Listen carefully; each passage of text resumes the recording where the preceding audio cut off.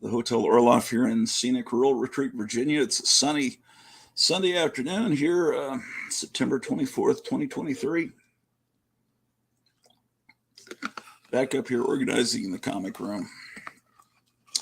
Nothing better to do on this sunny Sunday afternoon.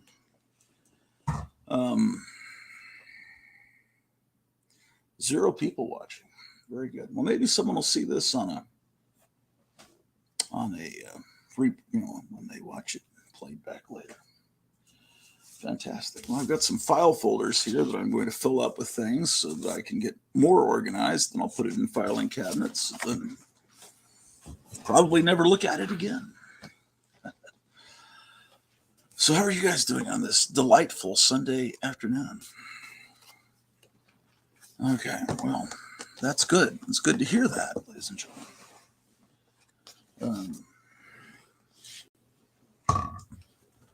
We'll have some guests dropping by. I think Graphic Man's going to be stopping by here in a few minutes. And maybe Charlton66. We'll see if he can drop by. And who knows what other famous celebrities will drop by. Okay. I need a felt tip marker, ladies and gentlemen. I'm going to get a felt tip marker, and maybe someone will drop in while I'm gone. Maybe we'll get more than... Oh, we have 0 viewers now. We had 1 viewer, and they said, the heck with this.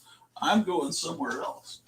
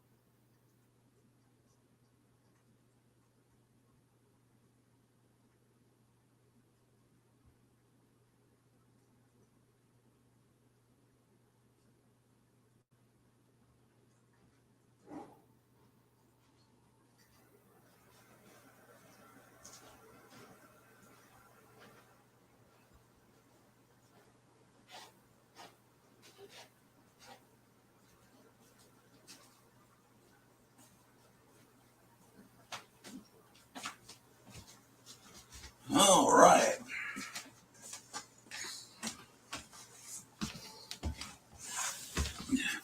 Look at this. H-E-B is a supermarket chain in South Texas. It was around in San Antonio. I bought many issues of Mad Magazine at H-E-B, and when I last left my neighborhood H-E-B in San Antonio in 1975, it's now a Walmart grocery store. I remember there was a Jaws paperback, and I remember while my mom was shopping, I read the first several pages.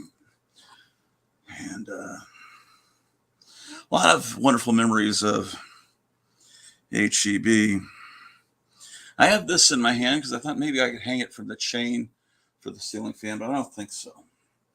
Why do I even own this? I don't know. One of those frivolous purchases at some long ago date. Anyway, the link's in the chat if any of you want to come on. Shit, what was that? I mean, shoot. Sorry, ladies and gentlemen. Yeah. So, organization. Now, Man Bear Pig pointed out something in the chat underneath the last video I put up yesterday, and he says, you're always telling us, lately I've been doing this thing where I've said, hey, I'm showing you comics, I'm showing you magazines. Don't go buy these magazines. wait until there's another, wait till after Trump comes back and the economy, maybe we're, right now things are a little treacherous financially, for you to be out, trying to find things that let's say, another Man Bear Pig said, why are you saying don't go buy comics when you're always saying to Kevin Johnson at Gotham City Comics, who's a frequent guest on the show, and he runs a comic store in Mesa, Arizona called Gotham City Comics. I'm always saying, hey, that one, put that in my hold pile. And then every month at the end of the month, I'll call them up and maybe $50, $60, $70 I'll try to save up to get some stuff sent to me for my hold pile. I'm not going to say that's different. I shouldn't even be doing that, but I'm doing it. He's a friend. I'm trying to, I'm getting cool stuff. But I suppose what I'm trying to say is I don't want to be the person that inspires you to go out and seek out some obscure magazine just because you saw it here. And that's not what I want to do. Not at this time. You need to be spending, if you've got, I'm not saying don't ever buy comic books. Obviously I'm doing it, but don't buy comic books on account of me. You go out, whatever's at your local comic store, if it's there, great, but don't try to go online and try to find a book that I've got just to, just for, what is it? The idiots say FOMO, for fear of missing out. I'm sick of these acronyms, man. I'm sick of them, man. Anyway, welcome to the worst neighborhood in the comic book community. Welcome to the other side of the tracks where it's dangerous to go. That's where the Hotel Orloff is. The comic book community looks down with disgust and nausea at us because we don't slab books. And yeah, I just don't want people to be. I don't want to inspire someone to go out there and buy stuff when you should be buying water and food and stocking up flashlight batteries, because there's no telling what these people will do. Turn off your electricity, generate who knows what kind of disasters. Let's see what's going on. We've got 6th M. Am I pronouncing that right? Yo. What's up, G? How is your day going? What is up? Nothing too much, just organizing.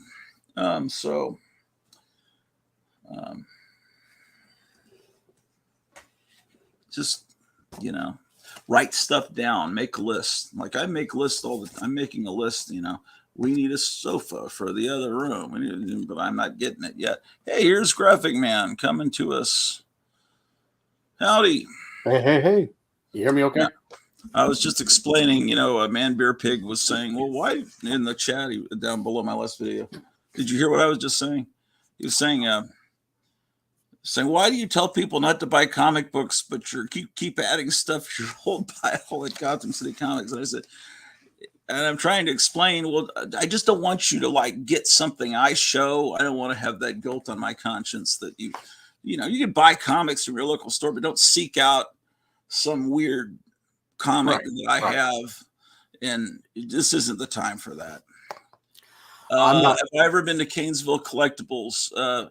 Yes, I have. I did a show about when was that?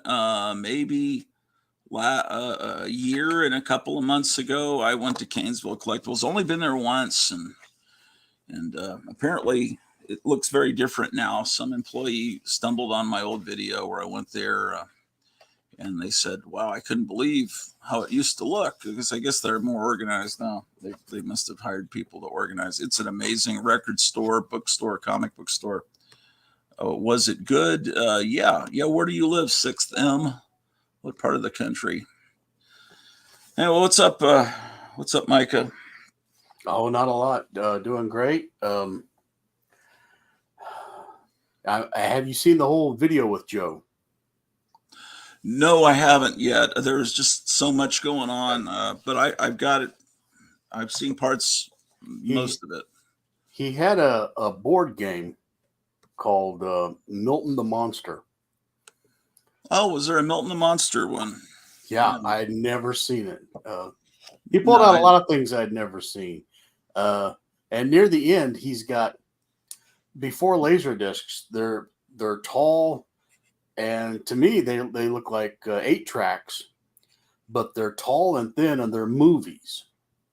And I guess you just insert it like you would insert an 8-track, and it plays movies. And he's got a bunch of those. That sounds like a real obscure format. Yeah. Huh. Well, yeah, he seems to be quite a collector. Let's see.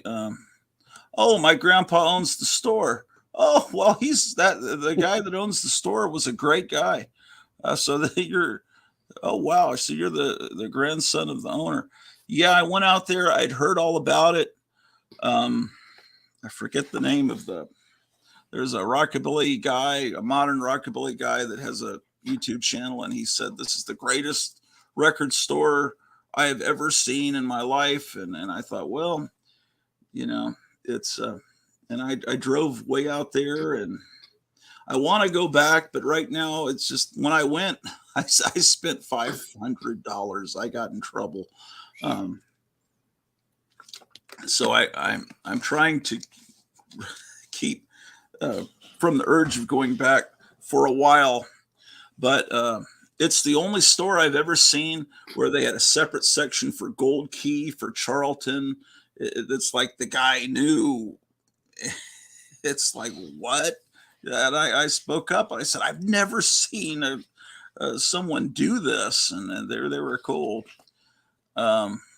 Yes, I'm a patron of the store, but only one time, and I filmed it. I have 2 videos on here where I went into the store, and I guess I talked to your grandfather. I bought a bunch of Monster magazines, some records. In fact,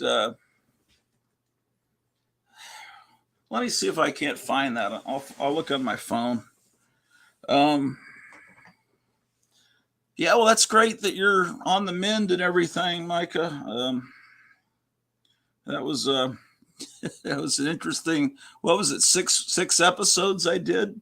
Yeah, something like that.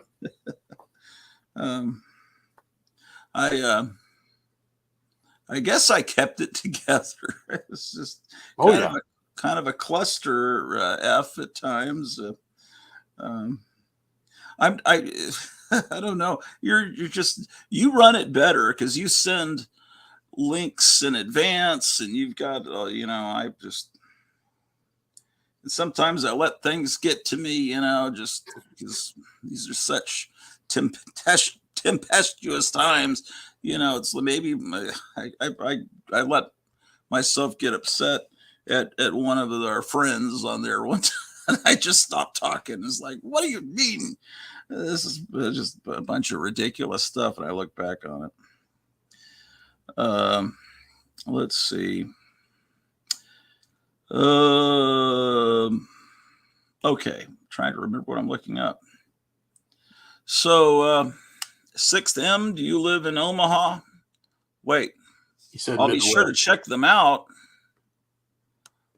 I thought you said your grandpa owns the store. Who's them? I don't know. That seems a little weird.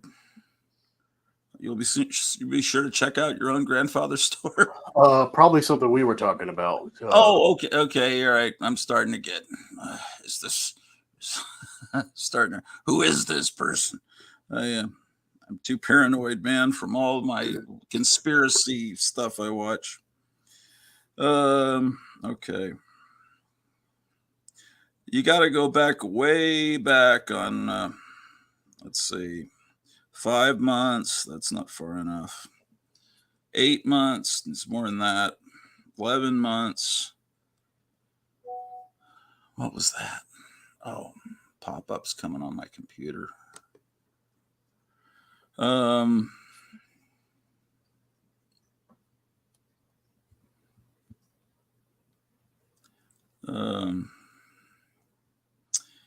Yeah, you got anything new? Oh yeah. Oh, really? Yeah. Is it stuff you want to keep for next Wednesday? No, I'll show you. Okay, so I'm looking back. I didn't mean to interrupt you. No, go ahead. Give myself full screen for a minute for 6th M.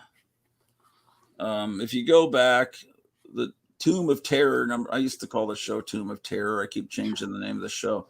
Number 514 is about 30 minutes. It says 1 year ago. Let's see when it exactly is. Hold on. It's May 11th, 2022. May 11th, 2022. So that's the building. And I go through, and I got permission to film, and I go through the records and see. It was, at the time, it was, you had to move boxes and records to look at the records, and same thing with comics, but apparently it's real organized now. I remember this. I remember this good. Yeah. Yeah, and then I did another one. Why did I do another one? Oh, I did two. I went back in, and there was some reason. I think in this second one I talked to the owner. So I'm looking at magazines and stuff.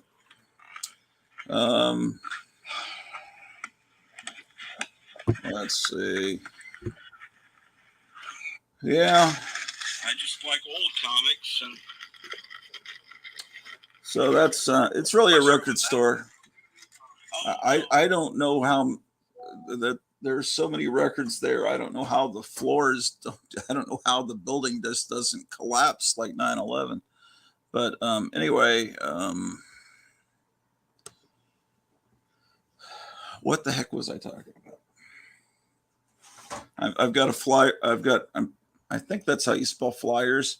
I'm just trying to organize things. So I'm putting in like this Monster Bash flyer, which is apparently for a couple of weeks from now, October 15th, 2023. And I'm just trying to organize while we're talking. Anyway, what were we saying? You had some new stuff? As far as the flyers, as long as you'll be able to remember what that is years from now, I would probably have labeled it promotionals or promos. Yeah. And this one is for oh goodness, wow. This is for this is an art exhibit of posters, silkscreen posters by Lindsay Kuhn at the Bar of Soap. So I'm going to put this in. I'll make another flyer that's for like band flyer, Yeah, promotional. That is a good word to use. But and I have some folders down in the basement, kind of like this too. I just need to, because I've got stuff stacked up on top of these boxes. I want to get it off and get it organized. You've made a little progress since your last video. Have I? Yeah. You had a lot more stacks last time.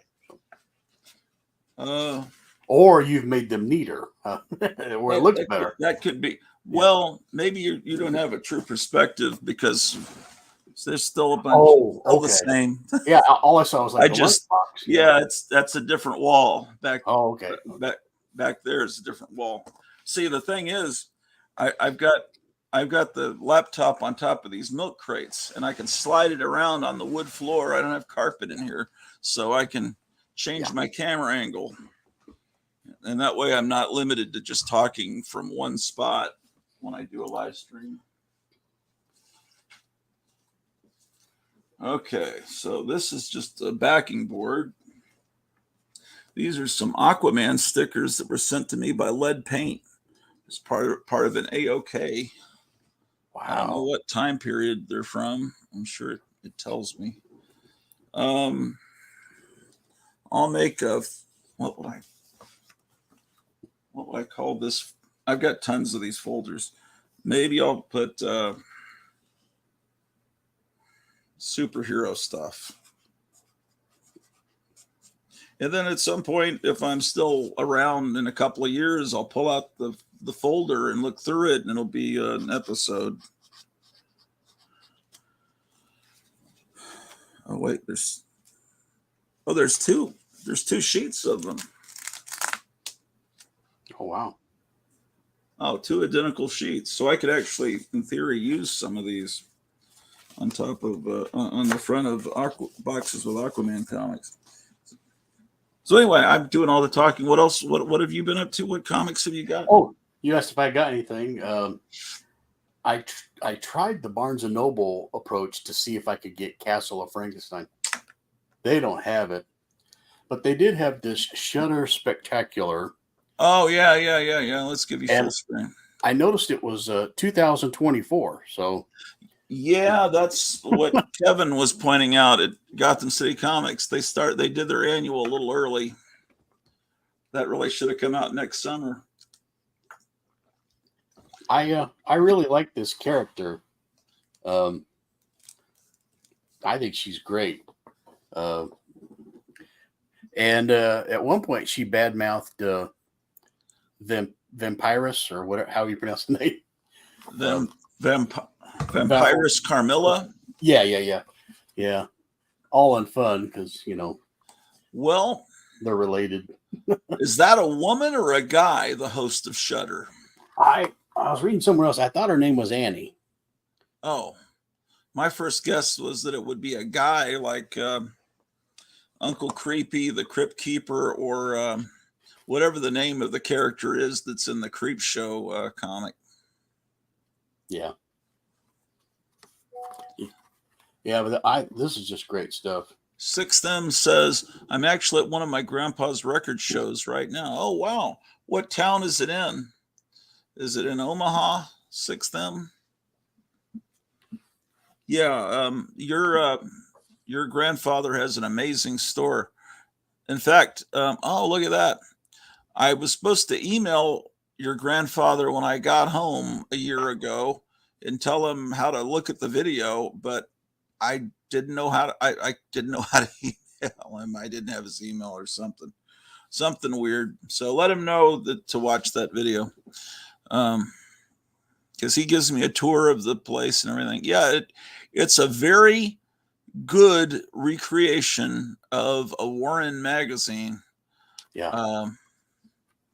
It's so weird. It's like you wish that Vampirella was not. Oh yeah, Scary Monsters. That's been around forever.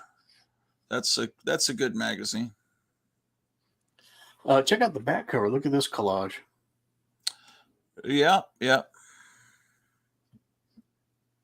That right. It's great stuff.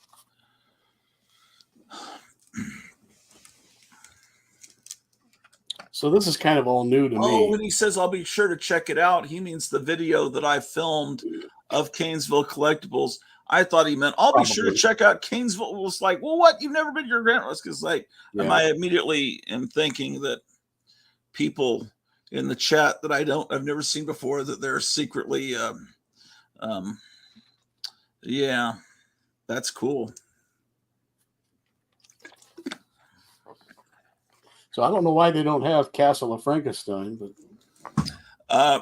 I think that issue sold out. I just don't know. It's almost like it's a dream that even happened. There was an issue before that I didn't get, but I only got that one because Kevin ordered it at Gotham City Comics. Yeah, Amazing Figure Modeler. That magazine still exists, or is that an old magazine?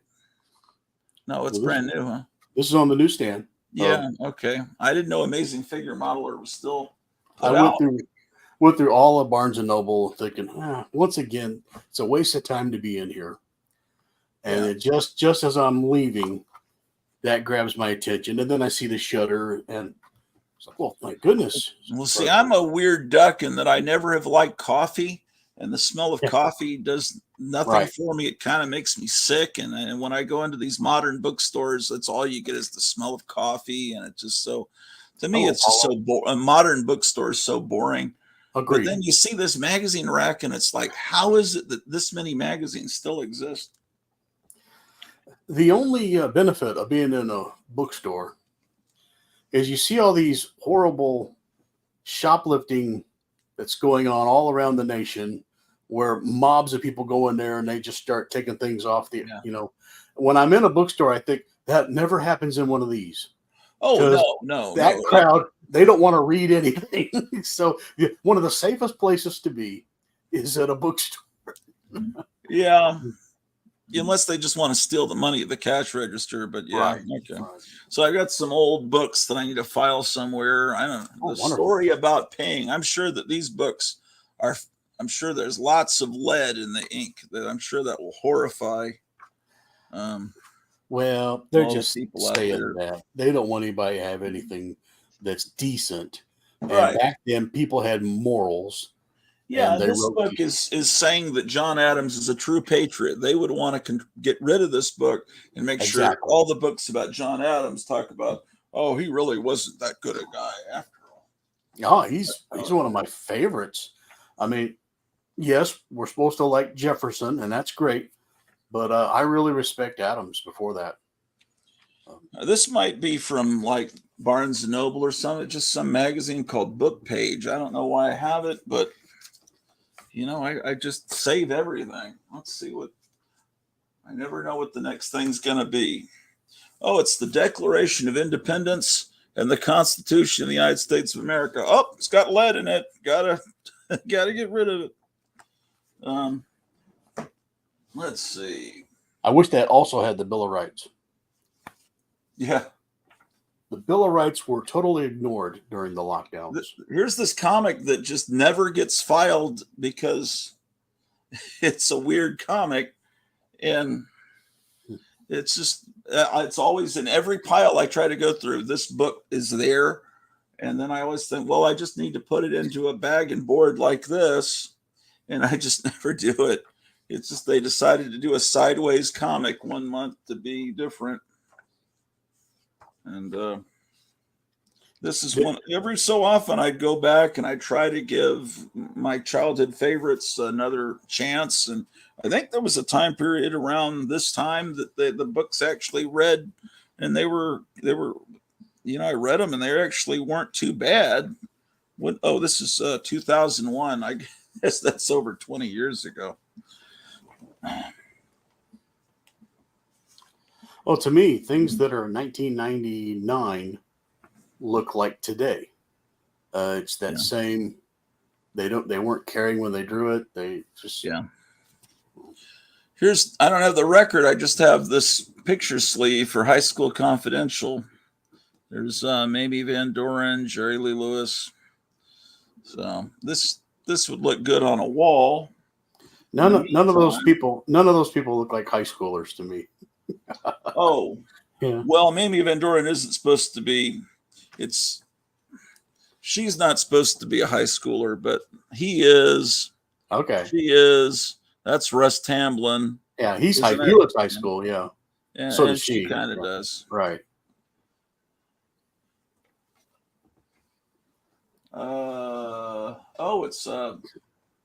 It's a John Gores painting, and I have a John Gores folder downstairs, but this is too big to fit in a folder. So I've got, a little bit too big. I've got to put this in a special place because he paid me to do a painting of the Blind Dead, and then he sent me back a painting he did that to me is better than the painting I did. Says, hey, Gratu, yet another day when I just couldn't animate, even turn my computers off. So hopefully this little study helps get you going on your tombs painting. Oh, you know what it probably was? I was taking too long on the painting, and he's like, this was a hint. Hey, that might, I don't know. It's just my paranoia. Well, that could also help stimulate and get you creatively moving because one time I wasn't drawing anything for the longest time, and my dad, now here it is. Speak of the devil. My dad bought this for me. Now it's just some store-bought Indian painting. Yeah. And he said, maybe this will, help kickstart you again. And probably did. That's cool. Well, I have a John Gores folder in the basement, and I'm too lazy to go down to the basement because that's 15 floors down. So I'm going to make a second John Goris folder, and I'm going to just call it John Goris 2. Mm-hmm. And start putting, like, he does this thing where he gets these stickers that are like from the post office, and then he just draws on top of them, and then he has ready-made stickers. So this is this is all original art. This isn't printed. Right. He just draws on it, and this is promoting a really funny music video that he has on YouTube. And there's a picture of his ghost tank skeleton guy. Oh, Dr. Fibes says the Scary Monsters publishers are the same company that are releasing the new Castle of Frankenstein magazine. Yes, that I forgot about that, but Castle of Frankenstein somehow looks better, or maybe Scary Monsters is more professional looking now, and it looks about. Scary Monsters used to look like one step above a fanzine. I mean, I've always liked it, but yeah, but it always kind of had a fanzine-y look. Here's a postcard he sent me. That's the kind of stuff they used to have us do in art class, where we would paint it black and then scratch off to the color underneath. Yes, when I was a youngster, I had one of those. It's all black and you scratch off, and I scratched off everything to look like Moon Knight. Except I cheated. I made his cape kind of in front of his front, like Dracula, so I didn't have to draw his body and chest and all that. But this isn't a record; it's just the picture sleeve. I never had the record. I just bought the picture sleeve alone because I thought it was cool looking, and it would look good on a wall. So I'll put that with the High School Confidential one. Maybe I should have a folder that says picture sleeves. I'm sorry, I keep interrupting you. No. They try to teach us in art class to get folders and just put all kinds of stuff in there that has graphics or greeting cards. So you'll get a Christmas card. It's got a picture of a nice house in the snow, and you go, okay, I'll save that. And then, so when you're stumbling around to get inspired, you just go through this old folder and just look at all this old art and old pictures or advertisements, and then you'll come up with an idea. Yeah. I'll tell you one thing is, though, in the 70s in art class in junior high school, and, the teachers would have magazines that were, 10 years old, which wasn't a big 10-year, Right. And it would be magazines with like the new movie Planet of the Apes. And it's like, oh shit, kids are cutting it up. And it's like, oh man, how do I smuggle this out of the classroom? There's another John Goris drawing that I can't show on the family program. So I'll put that in the folder. Let's see. Oh, more John Goris. I'll cover up my address. He made this. This is what I was talking about with him on the show the other night. He drew this picture of a monster reading a magazine, and then the other side is this. That goes into the John Goris folder. What? And so here you can kind of see what he's doing. You can see the priority mail. It's a priority mail sticker down underneath. Which,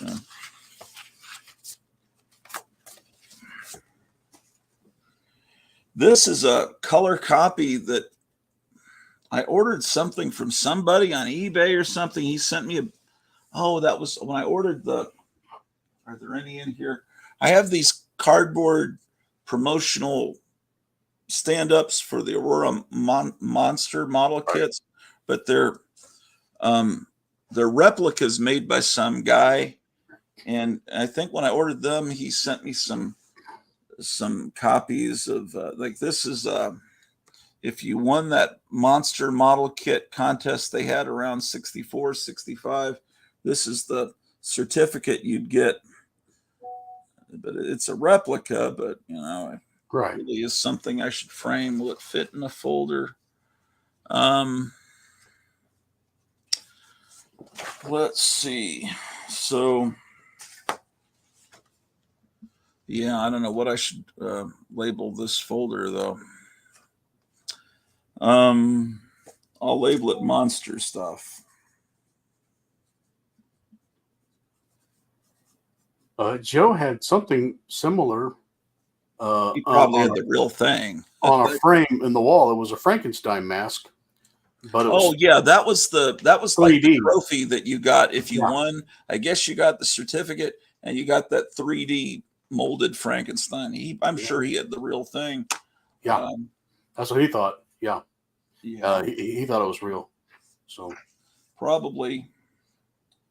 Who sent me this? It's an ad. It's a color copy of an ad for Lucky Strike cigarettes. Looks like it's from the back of like National Geographic, but it's got like these Vikings hauling off a woman, or maybe it's I don't know who they are. Maybe they're the British. They're probably Vikings hauling off this woman, and it's like what does it say there? Nature in the raw is seldom mild. I mean, like. Thanks. I mean, it's what are they taking her for? they need her to make a sandwich for them. Yeah, Yeah, it's like we need a cook that's right. On our Viking. Where's the Viking ship? I saw it. It's in There the it is. shade. Yeah. This is like the stuff that Strange Life has. He has like big blown up versions of suggested panels. That's the kind of thing that I would be looking for to put in this folder to generate ideas. It's just wild and kooky. Yeah. And then I'll the next label thing this is the one birthday ads. card. Yeah.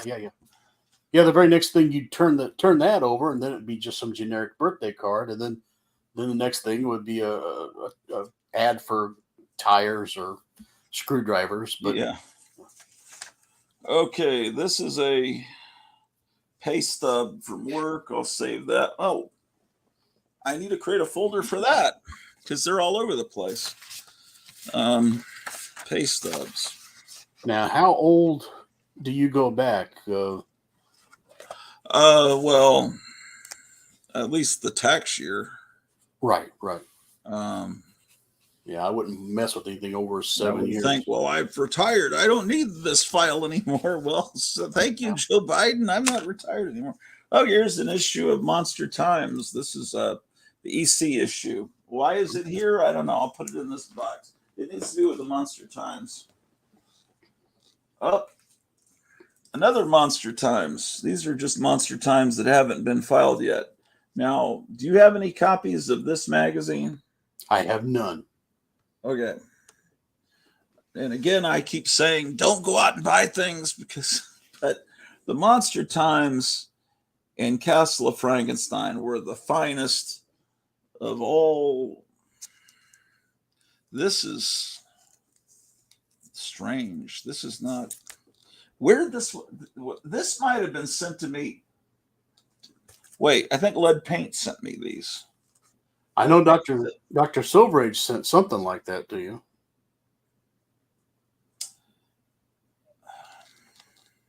Lead Paint sent me some Monster Times, and John Goris sent me one. Dr. Silverage sent me some stuff when I was at the old house. Right. I don't remember that it was a Monster Times, but that is a connection I have with him. That was why he was one of the first YouTubers I discovered. And I remember he had Monster Times behind him. And I thought, this is a kindred spirit.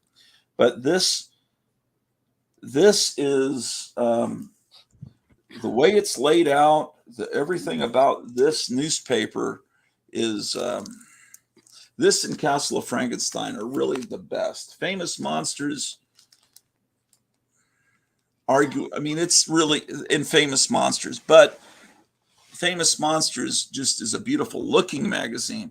But if you really want to read something and actually learn great amounts about something, and then you'd want to go to Castle of Frankenstein and Monster Times. But also, Famous Monsters is just about movies. Castle of Frankenstein and Monster Times get into cartoons, comic books, all kinds of other stuff. This is from May 76, number 47. I think this is the second to last issue.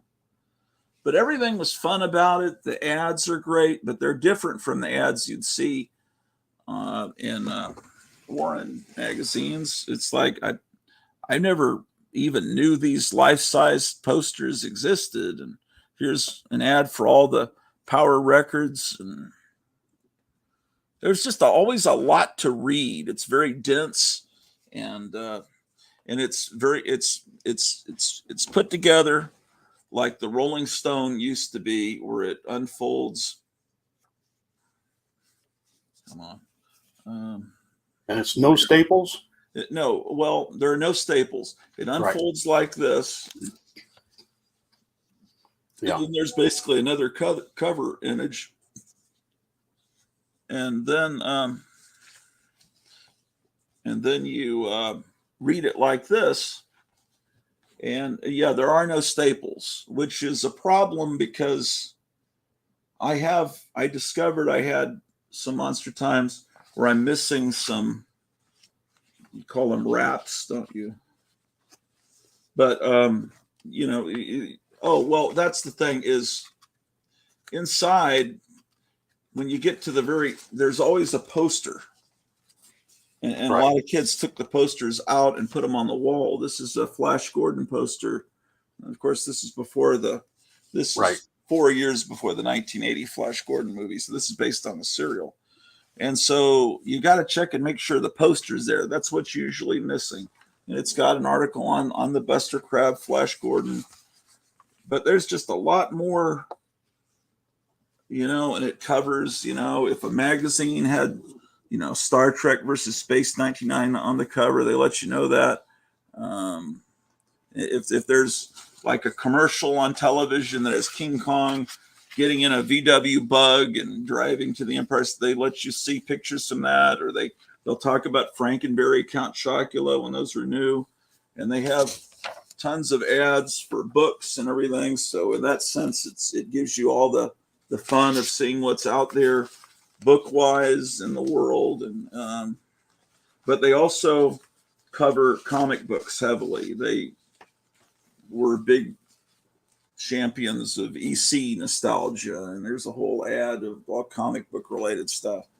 So the more I look back on the 70s, it really was a pretty good time. Even though when the 70s ended, it was just considered a joke, and they put out little here's the greatest hits of the 70s. Have a nice day, with little smiley faces. And it's like, wasn't the music just terrible? But it really wasn't terrible compared to the music of today. So they have an article in Metropolis, but this was and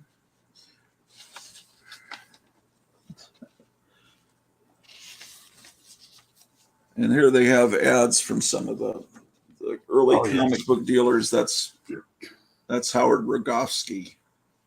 He's the guy.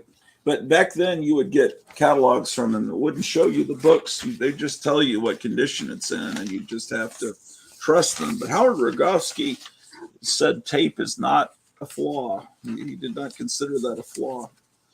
And then later, Comics Journal interviewed Howard Rogowski, and they kind of 60-minute style, and said, "You said that wasn't a flaw." And he says, "Yeah, well, they're really into Star Trek. They're promoting a Star Trek newsletter. Famous Monsters never really covered Star Trek. I never really quite understood why Star Trek in the 60s, but it was on Castle of Frankenstein and Monster Time. Well, Monster Times wasn't around in the 60s. It started in 72. Here's an article just on Chinese horror movies, which is something that no one else talked about. But anyway, yeah, Joe was showing me some of his of what you're holding, and Monster Times. Yeah. Every now and then he said, "Now here's a page missing." and he'd say that kids would take the posters out, Yeah. put them on their wall, and then because it's newsprint, within about 5 years, they're just deteriorating. Oh yeah, yeah. And That's yeah, one thing about this. It's newspaper print. This is a My Comic Shop logo. okay, What happened is when the pandemic started, my birthday, it's the pandemic. right. What was it like in March when everything started to shut down? And my birthday was in April, and my wife got a bunch of these Monster Times for me to help fill in holes in my collection from mycomicshop.com, but it took forever for them to get to me, even though mycomicshop.com would I could probably walk to the mycomicshop.com warehouse. It probably would take me an hour and a half to walk to it. I mean, it was just the same town I was in, but they sent this to Kansas, then it went up to Colorado, and then went over this. I was tracking it, and it's like the postal workers were. It was just like insane how they were working there during that time period. Oh boy, man. This is a flyer advertising when there was a resurgence in all these easy listening records in the 90s, the Martin Denny stuff, and the bachelor pad music craze. And they put out all these because they understood that people were seeking out those old records from thrift stores. And so they started putting them out on CD, and they called it Ultra Lounge or something like this. Is some promotional book for that. Seems like it should have. Anyway, what should I put? Actually, things like that, I usually put in shoe boxes. Right. I'm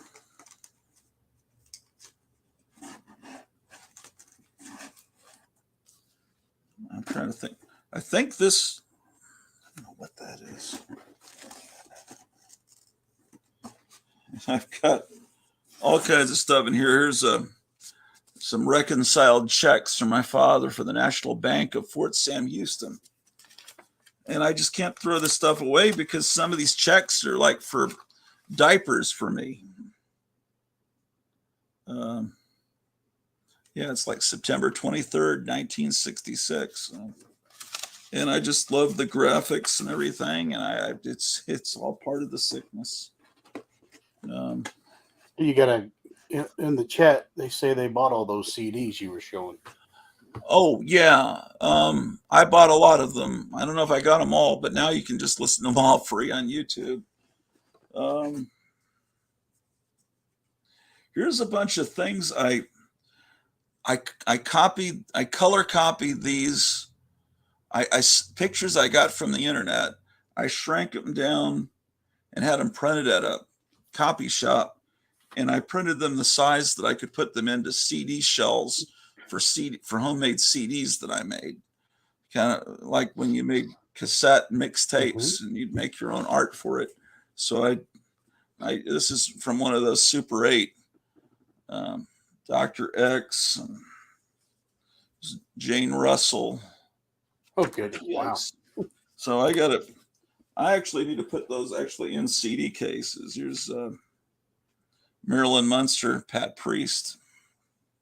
Boy. Just tons of these. I got a whole stack of them. Just stuff like this. Oh, yeoman.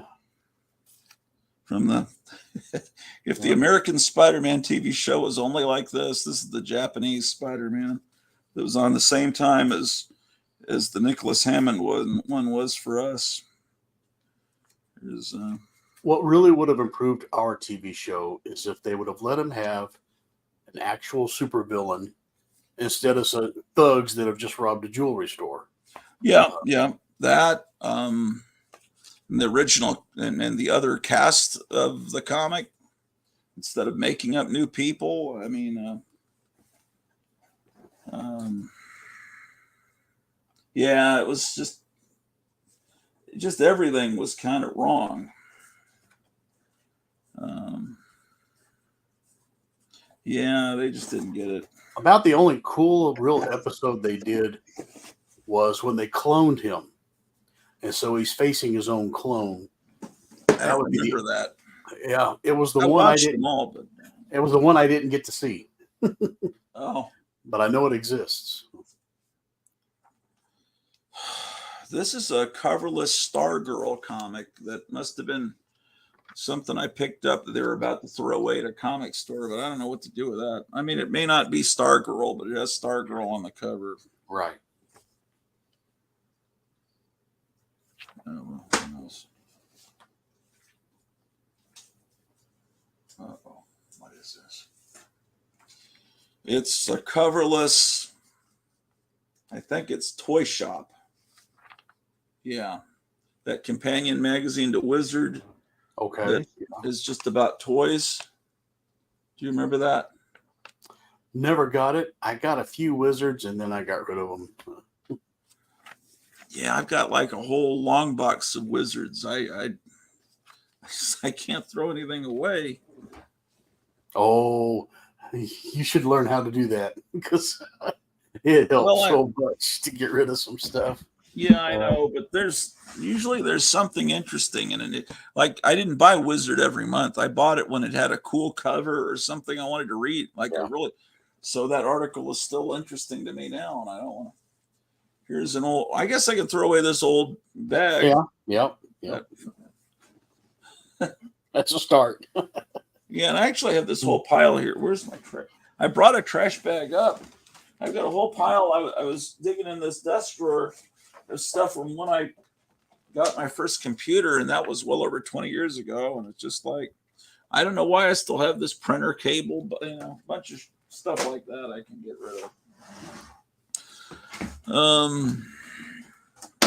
Dang, what was that? My phone? Probably. So,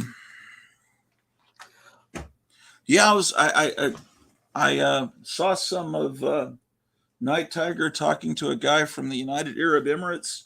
I couldn't find his Instagram page, but he seemed to have the same taste as me. Everything he showed was like something I either have or want. This is the back like of when they put these books out. Oh yeah. With cassette tapes. Yep. This was the backing to it. So what do I do with it? I don't know. Put it over here.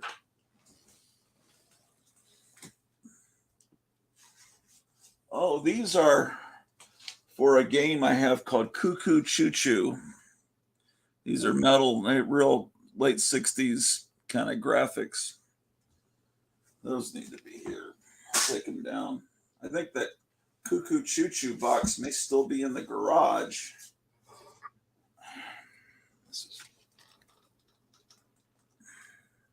It was a game where this locomotive, you wound it up, it would go around and you would switch bridges and make it go different directions towards where the guy you're playing with was, and it had a stick of dynamite that would pop up and explode, and it would ding. Basically, you were trying to steer a locomotive that had dynamite about to explode. It's called Cuckoo Choo Choo. Oh, man. Why is this here? Oh, shrunken hand found in vacant house. I can see why I saved that.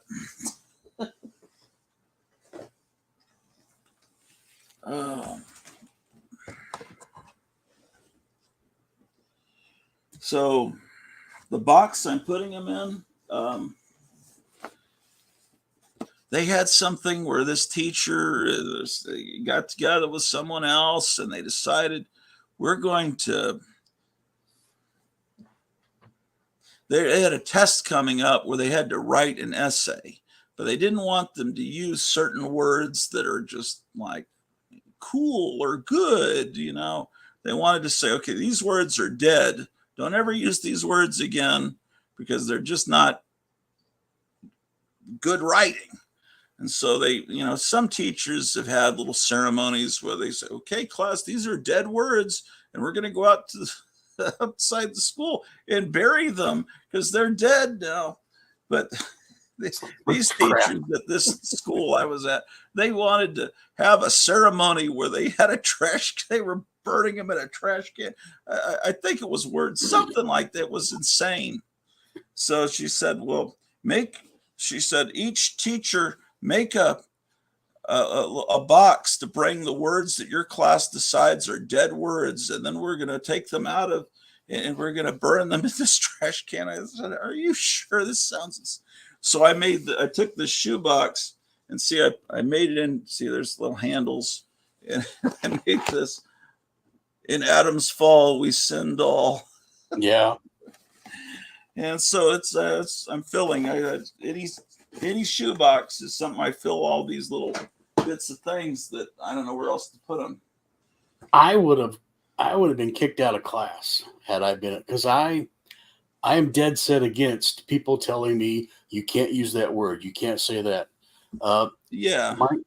One day I said the word stupid, and my young son said, you can't say that. And I go, I'm an American and I'm a man. I can say what I want to. And then I said it about 15 more times to drive the point home. Yeah, that's nonsense. They're, this is the same nonsense. I'm brushing my teeth. He says, hey, you're using too much water. And then I explained to him that it's my water. I'll do what I want with it. And so he's now turned into a pretty good man, but I had to fight what he was being taught a lot. Of course, later we pulled him out of school and started doing a special school instead. I just got tired of it. And I work with a guy who I'll say a word and he'll say, you can't say that. And I go, I'm not cussing. I'm just saying ordinary words, but because, they're not politically correct. It's like, we no longer have any dope fiends. What we have is recreational drug users, or there's no more graveyards. There are memorial gardens, and everything is designed to soften our language, right, and make us less masculine. That's right. Me.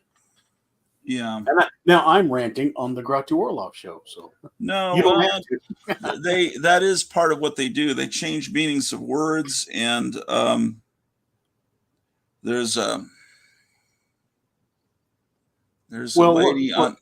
I don't mean to be disparaging, but the word blind is now visually impaired, and I just sound like a simpleton when I use their new words, and I don't want to be that. They're limiting my vocabulary. Go ahead. We watched this moronic show on CBS called Big Brother.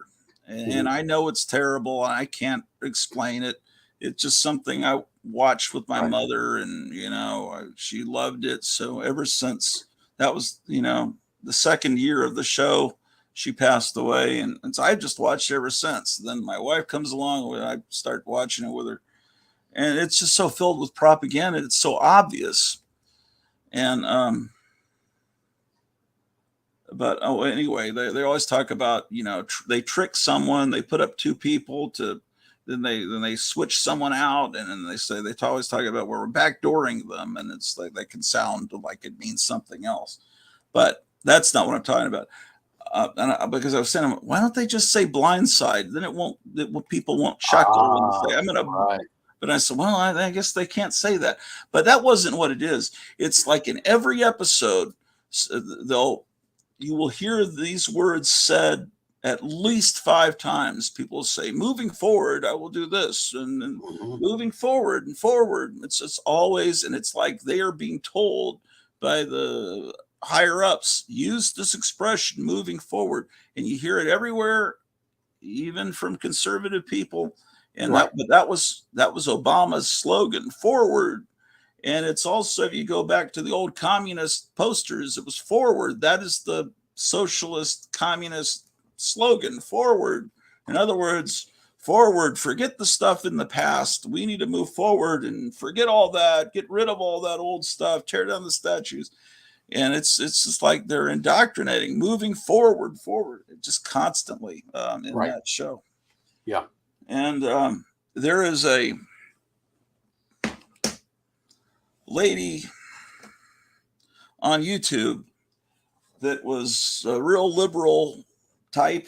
And she went to a Trump rally and everyone treated her nice. And she decided, Right. hey, I'm converting. Yeah. And she went on all these shows and everything and was like, oh, we've converted someone. And then she realized, hey, the other side is just as bad. She really doesn't like either side, but she definitely doesn't like the socialists. And so she does these live streams where she watches these socialist live streams and she decodes them because they speak in this, everything they say means something else. And she explains when they say this, that's not what they mean. They mean this. And they understand and they're speaking in codes. So you don't really get it. I remember when Bill Clinton tried to change the word taxes to say broad-based contributions. Really? Yeah. And it didn't fly. Of course, it might fly these days, but back in 95, people probably knew better. But when I pay my taxes, I don't feel like I'm contributing. Well, you're contributing to decadence. Zelensky. Yeah, exactly.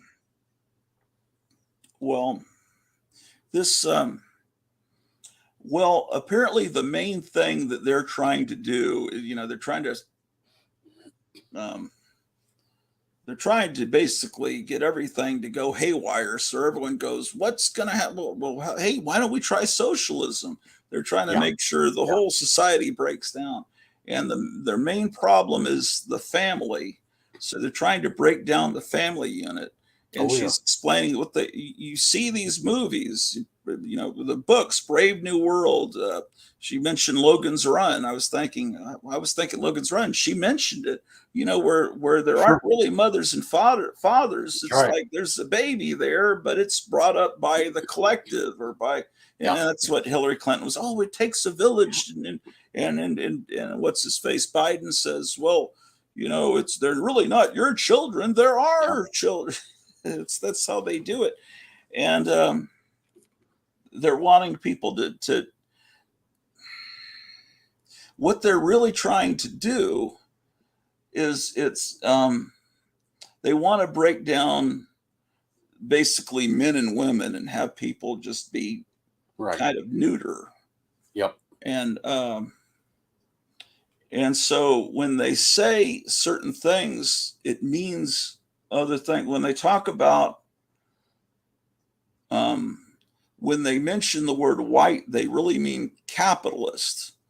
She said they're not really talking about race, but it sounds good to certain people when they say that gets people angry. But if they said socialist, people say, well, what's that? I like to make money.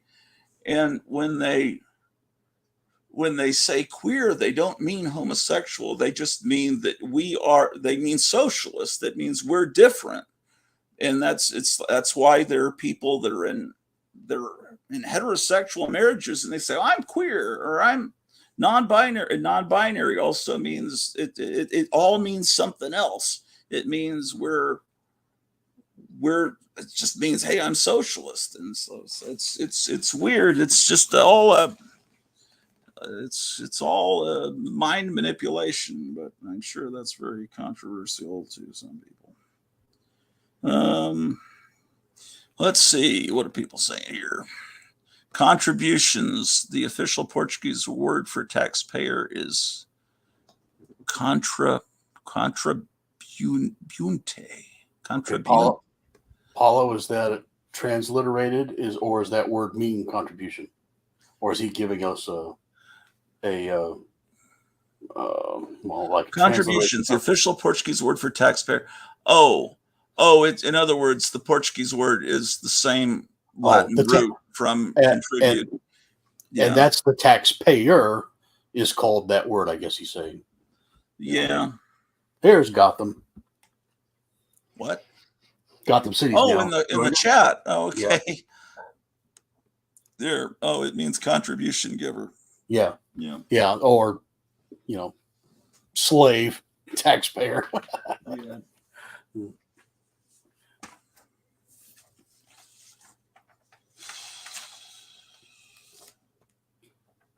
Here's I guess I printed this back in 2019. It's an interview with CC Beck.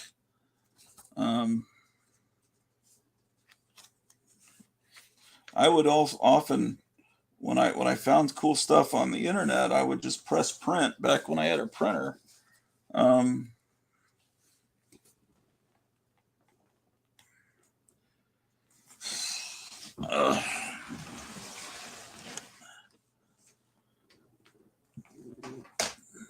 Kevin, you can come on if you want. I'll put the Is this with your invitation phone? in the chat, huh? Are you using your phone? Or is this the No, laptop? I'm not. My phone is here. Okay. I'm I didn't on know. my laptop, and I didn't know if we had a battery that was getting ready to go dead, or I didn't know how long you were going to go with this. But with this, I don't know how long I'm going to go. I'm just turning it on, because if I don't turn it on, then I won't get this work done. It will. But if I say I'm cleaning, and it kind of forces me to do something, holds me accountable, I guess. sure. I'll put interviews on that.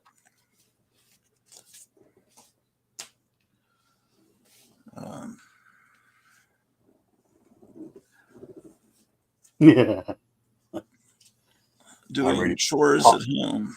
I'm reading Paulo's comment. He says, "Yeah, if I don't contribute, they come after my car." So, oh, here's this is Bruce Timm artwork that I made a copy of, probably out of one of those magazines. Let's see, I have here in the next few weeks, I'm going to try to draw Mrs. J. Evil Scientist.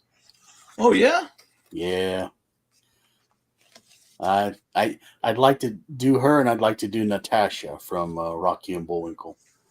I was wondering if I should put them on the same sheet of paper. They don't really go together, but oh goodness. put that in the superhero. See, something like this can be photocopied and made into something that. Yeah. I think I copied this with the thought that they could be turned into coloring sheets, and then that would entertain people with crayons.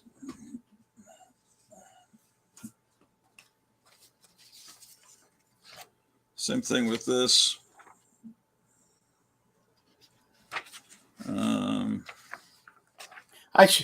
We should make a coloring book for children, and it'd be all about the 2020 election. Here's a bunch of people stuffing this mailbox full of illegal ballots, and the kids would color the mail. And, yeah. Here's the call at 2 a.m. to shut down the counting of votes. And I wouldn't be surprised if someone hasn't done that. What do we got here?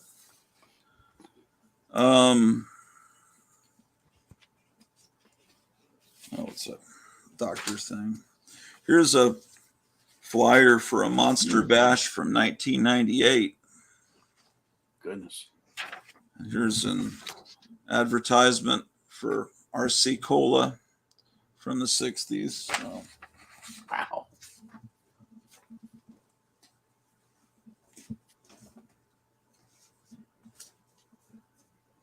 You ever go to a Cracker Barrel and you look around and you go, man, I didn't know all these soda pops existed. But they'll have ads or posters of stuff that may have only, been in Mississippi or something. Yeah. There's Yeah, there was a soda pop store where I used to live.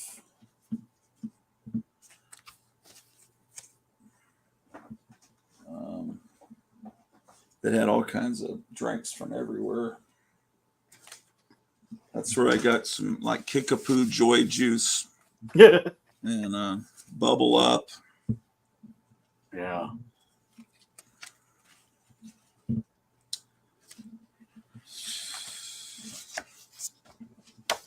Now, recently you got a Walt Disney Comics of Stories from Kevin, and I highly recommended it to you. That may be what pushed you over to get it. But it's where on the cover Donald is in a boxing ring with this other guy. And in that story, Donald is addicted to something called Burble Up, and he has to go up against this ultra champion who only drinks yak's milk. Mm-hmm. And they bring the drinks down to the boxing ring, and they get mixed up, and comedy ensues. I highly recommend you open that up and give it a look, because I will. That not only could he flat out draw Carl Barks, he could come up with the most funniest situations for poor Donald to get into. Here's something, comic shop news, and I guess I saved it because it had this. I don't know, when is this from? The year 1577. Excellent. I think it's the issue number. Yeah, as soon as I throw it away, it's like worth thousands of dollars because it's I guess they have the Spider-Man comic strip in here. I don't know how old this is. Eternity #1. They don't. It just looks like.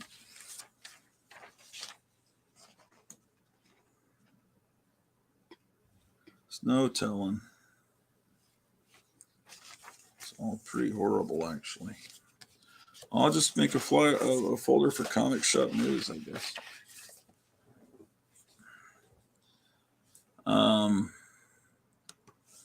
I went to Cracker Barrel for my birthday and got sick. That's the kind of word of mouth they hope for. Yeah.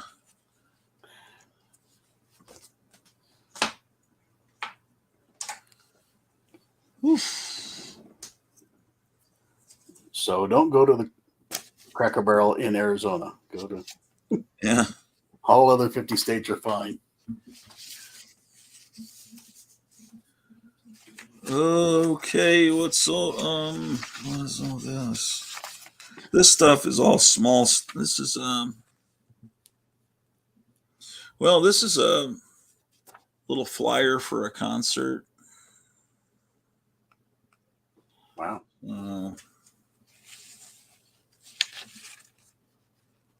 Okay.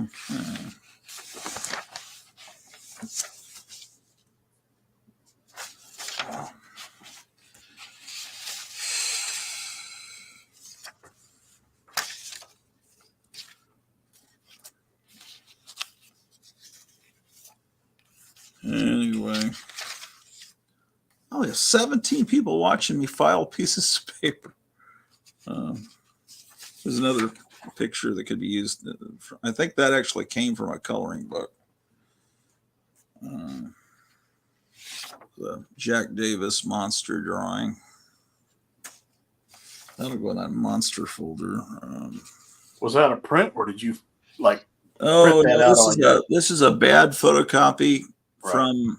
I don't know what I copied it from. Maybe it tells at the bottom. Above, Jack Davis captures the mood of the time with this illustration from the back of a record album cover. It must have been from. Yeah, I think I know what record album this came from. It had a bunch of monster like baseball cards in it. Oh, wow.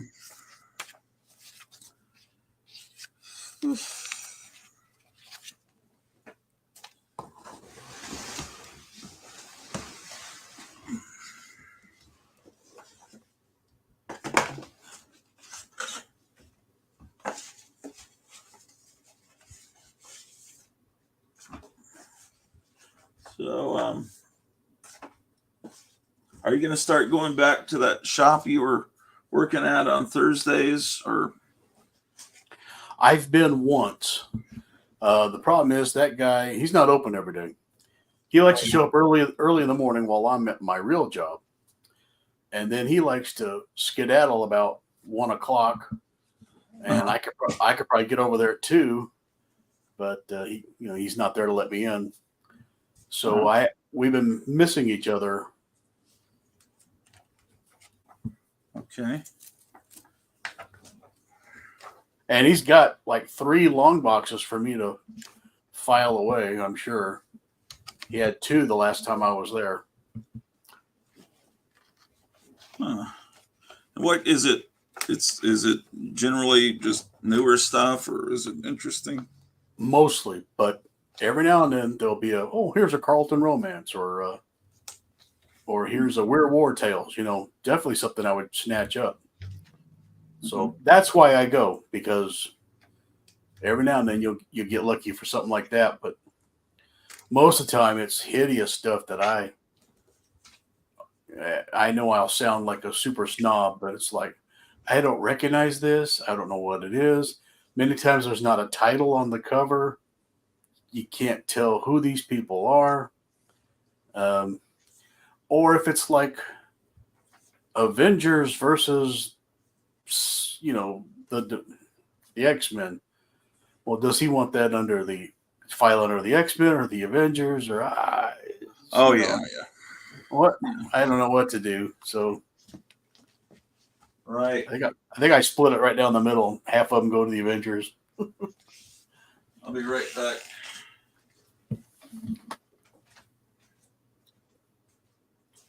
Well, I shall show your audience a few things. Here's a nice cover.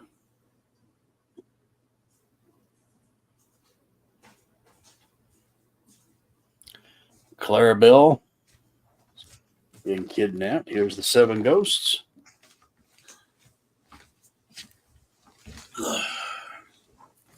Always nice. I'll be showing those Wednesday. Oh. The gravy seemed off. He's talking about the Cracker Barrel. Yeah.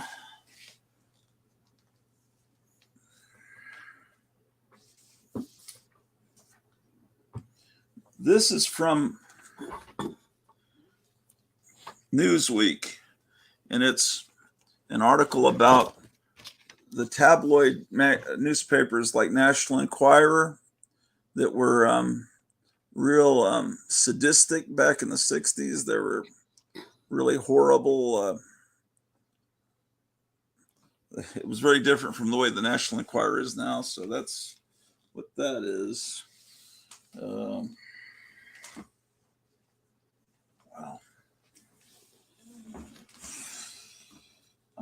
I'm just moving things from here to there. I'm not even putting them in files. That's not good. Okay, so this is a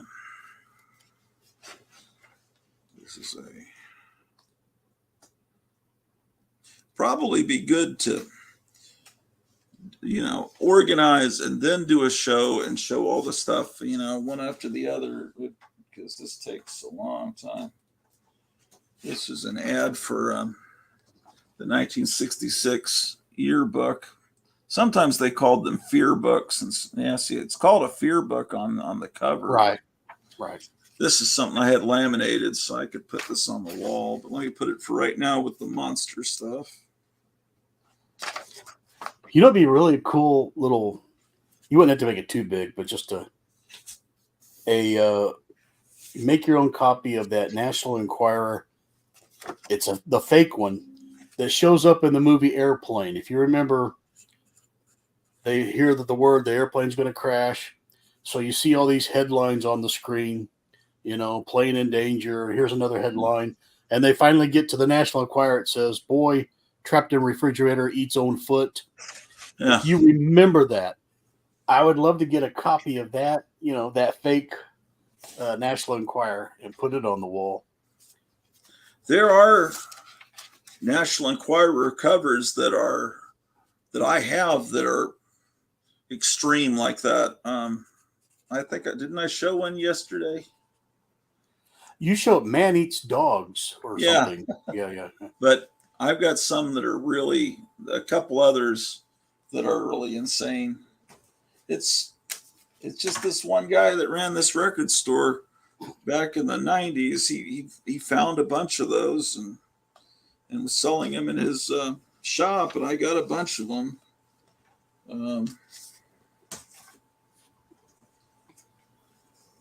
So anyway, that lady I was talking about, her name is Carlin Borisenko. But the thing I don't like about it is if people start talking about religion, she gets really upset and she says, we'll never win. If you do that, you won't convert these socialists with that. And she seems that's where she seems to think that she gets real mad at people in the chat when they start doing that. And that's where I kind of disagree with her. I kind of think that God can help in that. But Spinnerack is here. Let's see what he's up to. Hey, Spinner. Hey guys. Hey. I can only be on a couple minutes. I saw you guys were on. My elderly parents, my dad is 87 and my mom's 85, and I've been helping them move all summer long. So I'm going to go over there and help them. They've moved into a new house, but I got to go over and help them unpack and lift stuff. But I wanted to show you what I was doing this morning just for a minute or so. Yeah. And I think you'll really appreciate it. Cool. Look at here. Uh-oh, something's out of place. Yeah, I'm doing Yeah, that's video great. on it. What was the original rating on it, the score? I've got 4 of these supervillain team ups. This one was a 9.2. Oops, I paid, you're going to laugh when I paid $20 for this. Doesn't it cost $25 to get it slapped? Yeah, it probably costs with mailing and all. Shoot, I don't know, $30-$40. Yeah. There's no reason to have that book is not that valuable. Why did someone slap it? I don't know. So I'm doing a video on it, and I've got 4 of them, and they're still now in the they're Mylars. One of the tricks I found is you really got to have a sharp pair of scissors. My scissors are kind of dull, so I'll probably need to get a new pair of scissors before I try to cut these out. So that's the bag they put it in inside the slab. Yeah. It's like it's a Mylar type material, but it's hermetically sealed or whatever you call it around all the edges. And I was reading somewhere that the comics can't breathe inside the slabs. They cannot. And that they also sometimes people crack them out of the slabs, and the ink has stuck to something or other, and they won't insure against that. I haven't had that issue. The problem is you can see there's not a lot of room between the comic book and where it's sealed. Right. And you really need a good pair of scissors. If you've got kind of a dull pair of scissors, man, it's a struggle. So once you get it out of the slab, then you still have another struggle. Yeah. The slab, I'm slabbing it from the hard plastic is easy. Are you going to film the whole process on one of these? But the cutting of this open is hard. And what I found is you need to kind of cut like either the top or bottom and then one of the sides. So in order to slip it out, if you just cut the top or bottom and then try to pull it up or down, you run the risk of catching the book on a jagged edge. I've never seen that one. Is that supposed to be like a Batman type character? Well, that's what it is. Shroud. Yeah, I was good. I'm going to make that comment actually in my video. Doesn't that look like Batman? No, that's the Shroud. He's a bit player. He shows up every now and then. But anyway, so that's what I've been doing this morning here before going out to my parents. And I'll show you one last thing, and then I'll sign off and let you guys get on with it. But so we went to. I mentioned this on Micah's show. Last weekend, we were in Oklahoma City area, went to a convention called OFCon. In fact, I posted yesterday a short video where I showed some of the stuff in our hotel room. But it was it was in the Oklahoma City area. Great convention, comic centric, kind of like an old time show. But I bought quite a number of the 80-page giants that I'm trying to fill out. Hey, you got the first one. But YV, my wife, she bought, and Ken, I think it was last night or the night before, you had a video where you were showing treasuries. Yeah. And it just so happened she bought, she loves Wizard of Oz. Yeah. And so she actually bought this treasury, and they're in great condition. Spinner, I don't know if you saw the last Fossil show. I show number 2. Did you? It's called The here Land of Oz. This one? Yeah, by John Yeah. Romita. Yeah. I remember. Great. Isn't that by Romita? Isn't that a great cover? Yeah. It kind of goes with both Christmas and Halloween almost. But Yeah. and then she, with our Christmas collecting, and surprisingly, I didn't have these two. I've got some of them. And I showed that one too. Yeah. We got that one. And then we got this one. Nice. So, yeah. So anyway, well, that's what I've been doing this morning, and I thought you'd kind of get a kick out of that unslabbing. Yeah. So Gratu was asking, are you going to show the whole process of the removal of the slab and the cutting away and all that? I'm not going to. I've got a couple of videos where I've done that, and some of these slabs, I mean, they can be kind of difficult, and especially my hands are not the most steady of hands. So I'm just doing little bits and pieces in this video, and then like I said, I'll cut these out, I'll pull them out, and then just kind of show them the insides of them. So it's too delicate a process to film, and you probably don't want to record yourself damaging the book or cursing horribly. I'm proud to say I haven't done that yet. And I've got a number of other slabs I bought cheap that I need to check the value on and, see if they're worth cracking open. I used to have kind of a $100 limit. If the book was $100 or more as slabbed, I'd not unslab it. I've actually been moving up. I would say I'm up at around 125 or so. Yeah. Yeah. So the only reason they would have slabbed that supervillain book is they thought they had a 9.8, and now they're disappointed. That's how they are on YouTube. If they get a 9.6, they're like near suicide. Yeah. I will say the person was an idiot if they thought it would get a 9.8, because they're in nice condition, but there are several spine ticks. I'll show you quickly the other two. Let's see here. Here, this one got a 9.0. And okay. Yeah. It must have been a young person that thinks those are really old books. To me, they're not that old, but I guess they really are. And let's see, where was my other? Oh, here it is. This one got a 9.0 also, and I'm in the process, as you can tell. Well, they're beautiful. They're beautiful, but just, not slab worthy. No, like I said, you can't see it, but there's just enough. I can just see it with my naked eye while it's still in here to tell that there was no way in hell you're going to get a 9.8. No. So, really foolish to send it in. Yeah. Well, that's cool. But the other, and I say this in my video I just posted yesterday, that this convention, I probably had, I've been trying to complete a run of the 80-page giants. And I probably walked in there with maybe 40% done. And there's I think 89 books in that run. And I think I'm down to like 22. We found one dealer, and especially we found a treasure trove of them. It was just incredible. So once I get that filled out, I'll probably do it. But in fact, Micah, on your show, I'll probably show them. Okay. What are the hardest ones to find? Oh boy. There's a few of the war ones, our army books. Yeah. And they've been maybe more difficult than the others so far. That's what I would. But I don't think any of them have been so far, at least of what I found, have been super difficult. I think it's just finding them for a price that's a decent price. There's, as you guys know, too many people on eBay and wherever that they just want way too much money for these books. They're living in some kind of dreamland.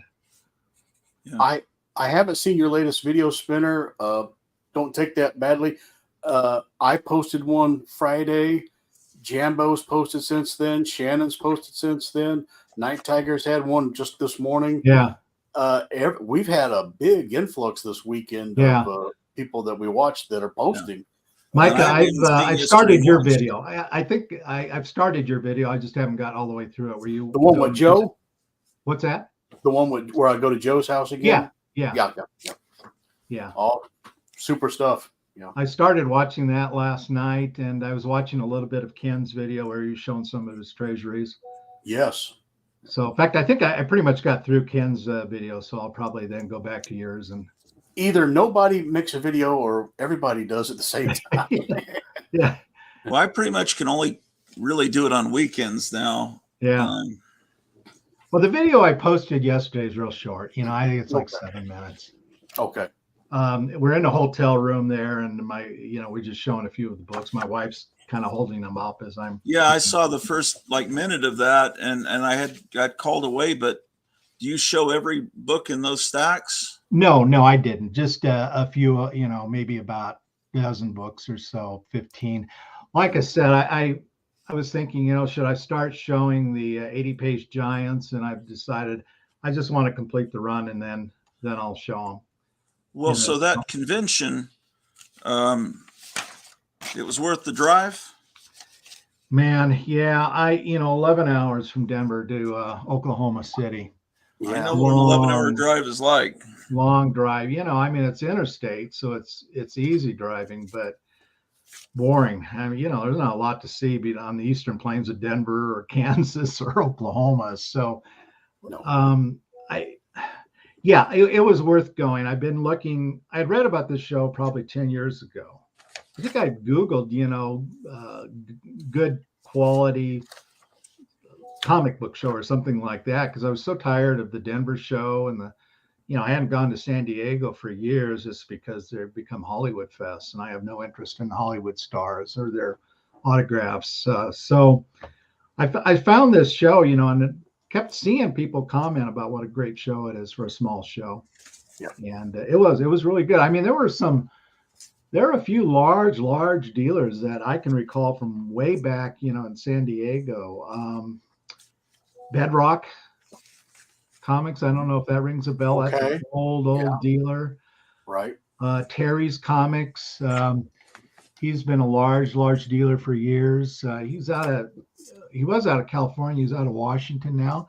So you had some dealers who traveled a fair ways, and that show was really big with some of the Texas collectors and dealers. So you had a number of people come up from Texas.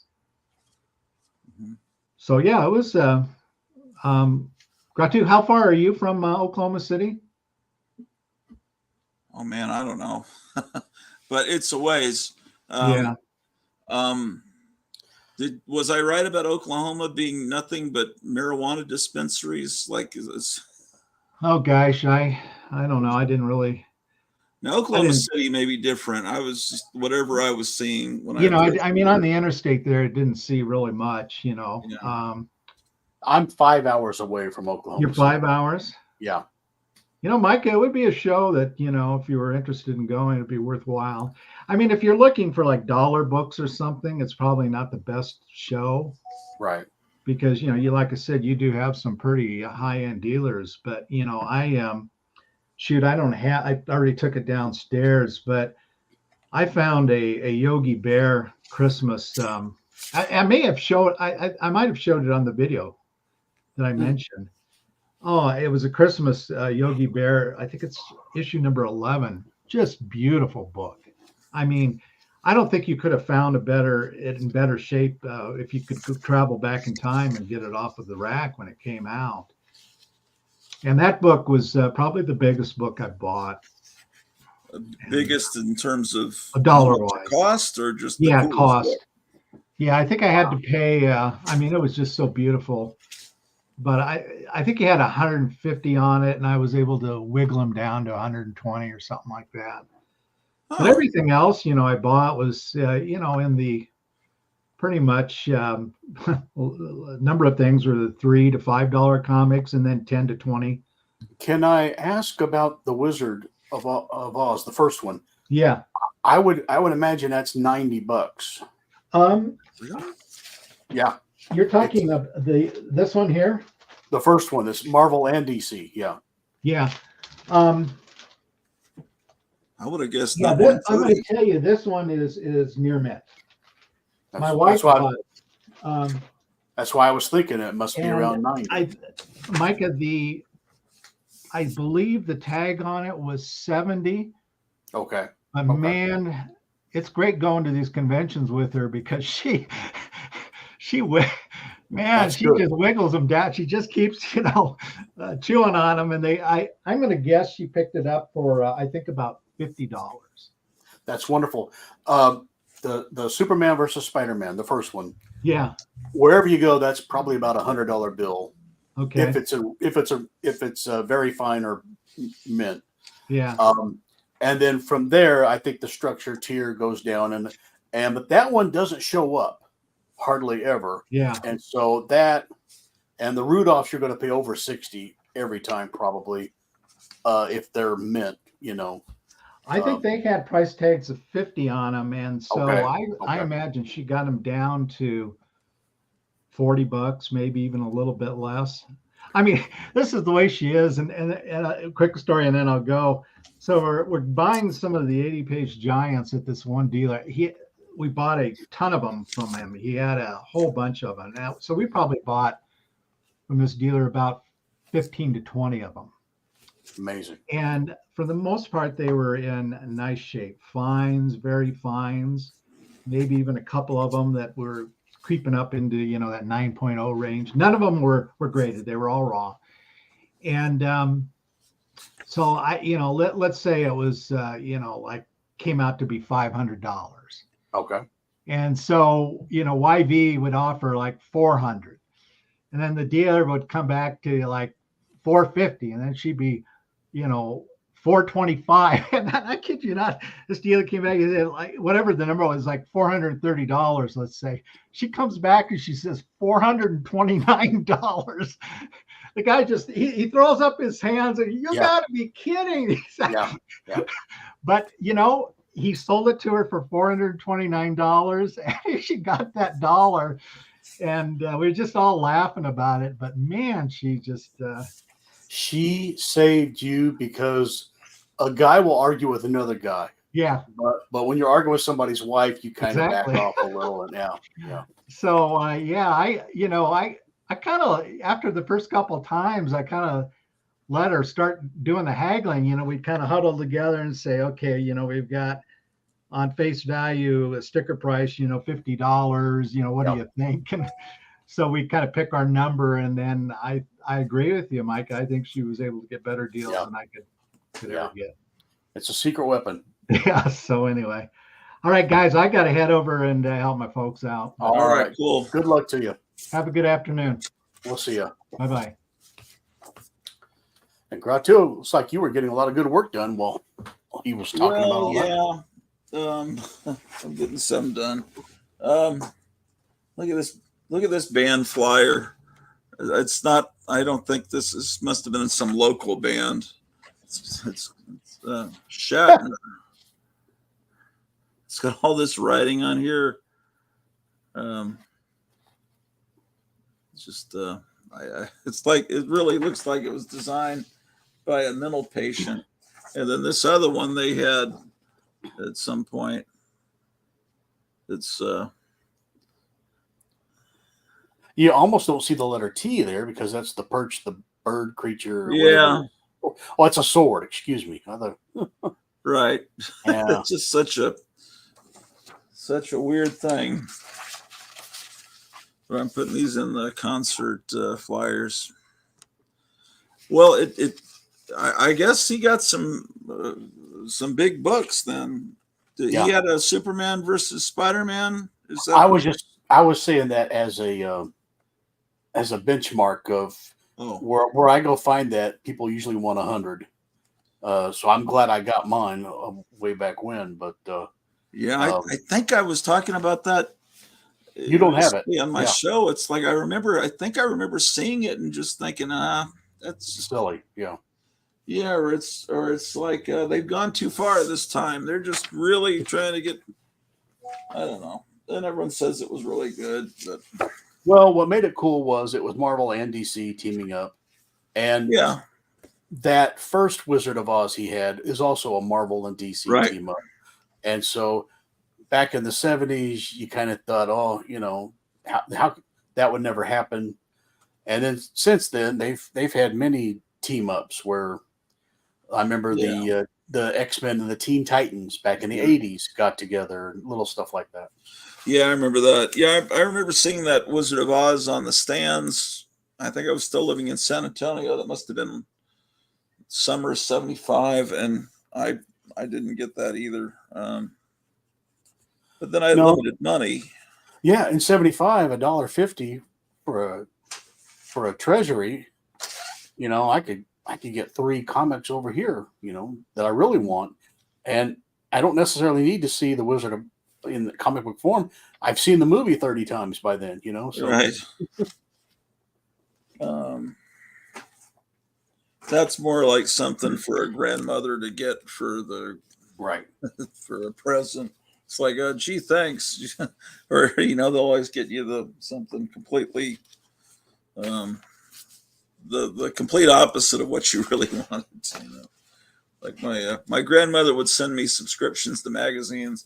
She sent me subscriptions to Boy's Life, and to National Geographic World. It was like a magazine, the kids' version of National Geographic. She wasn't sending me Mad and Famous Monsters subscriptions.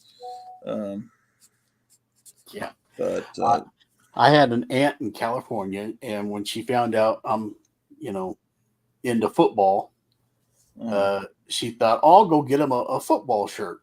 And so her being in Burbank, California, she gets a Raiders shirt and sends it to me for my birthday. And I open this thing up, and it's, my team, Kansas City, it was their arch rival. And of course, my parents will say, now you got to be nice and thank her for this. And so I thanked her. I was, of course, insulted, but I didn't want her to know that. I traded that thing for a guy for his Dark Hawk #1 comic. And I already had 5 copies of that. Was Dark Hawk good? I guess it must have been. I had high hopes for it, but I liked Nova.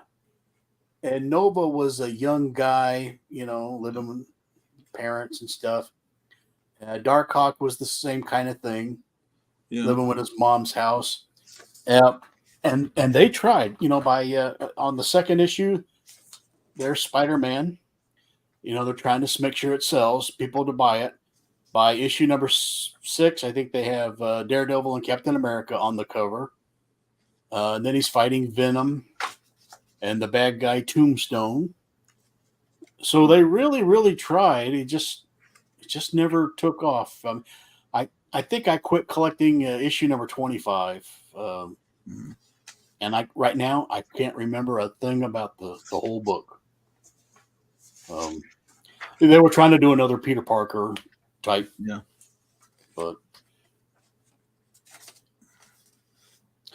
by then the art in the 90s just a little sloppy, and that's when I quit in 92 or 93. I forget when, but I just couldn't deal with comics. Well, all right. If Disney would keep doing stuff, I might get a few of those, but I just stopped. I didn't like the stories. I didn't like what they did in Fantastic Four. I didn't like what they were doing in Thor. You name it. Did you keep going into comic stores pretty regularly? No. Of course, Young married and Oh yeah. everything else takes precedent. Yeah, I mean, I would always go into comic stores somewhat regularly to see if they had cool old stuff, or something that came out that reprinted old, Yeah. just other kinds of stuff. In '94, somebody told me about Kingdom Come, that Alex Ross stuff, the DC, Wasn't that a little later than that?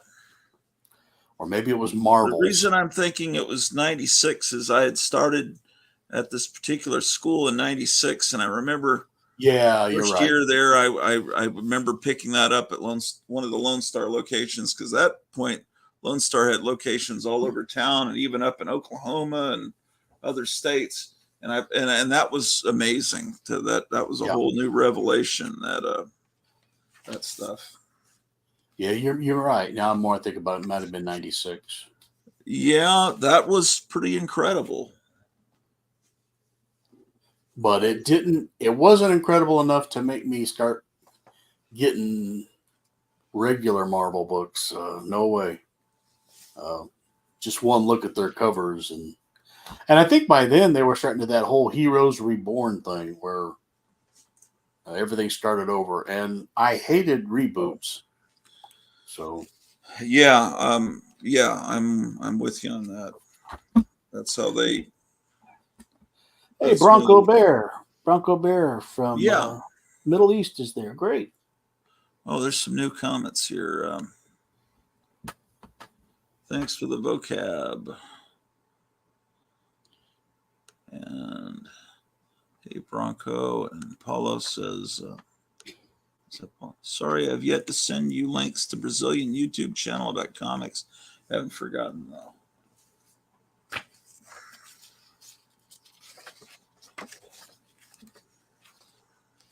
Certificates that I went to some. I mean, it doesn't matter anymore to me, but I don't really want to throw it away because I spent time and effort. It's a certificate. Why I gotta save it? Oh boy, it's insanity. I'll make another folder for that.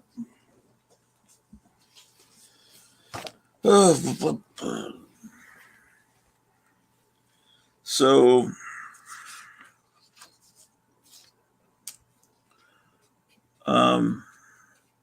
so you what's the guy the guy that the monster collector? What's his name again? Joe Morton. Yeah. And so he comes over to your place and vice versa. Yeah. Next time we'll get together, I'll have him over. And he lives there in town with you, huh? Yeah. My wife will fix some spaghetti again. Oh yeah. He totally loved that. He doesn't get home cooked meals. So Is he retired? yeah, because he was in a very bad motorcycle accident. Oh, no. A deer hit him, and his bones were out of his leg. And it was the middle of nowhere, so they put him in the back of a pickup truck to take him to go, get taken care of. And he's off his feet for the longest time. Has trouble with it, and they end up cutting off one or two toes. Yikes. So he couldn't work for the longest time, and so now he's on disability, but he's also got he does some side work for a guy that used to run this bookstore that him and I used to go to called Book Rack. Uh-huh. And that guy no longer has the store, but he's got tons of stuff at his house, and he sells them at flea markets. So he helps the guy set stuff up at flea markets. And Oh, okay. so he's been able to acquire a lot of his books from that bookstore over the years, working for some money. And some of it he goes, hey, let me buy this Monster Mag. And so but yeah, next time we get together, he'll come over here, and we'll set my camera up where it's looking down on our table, and we can put the stuff like we did his pulps. I really like the very first two books we show in that last video, Web of Evil and Death House or whatever. The maps on the back really intrigued me. Here's a map of the rooms where all the murders took place and stuff like that. I don't know if Avon put those out or what. I'd never heard of those. He has a lot of stuff I've never heard of. But when I was a youngster, I was looking at Donald Duck and Fantastic Four and Hulk, and I just didn't have any vision for when I got older. I'm going to be interested in all these scary ones and monster stuff. That's funny, right? When you said monster stuff, the file that says monster stuff, Excellent. My eyes hit it. That was weird.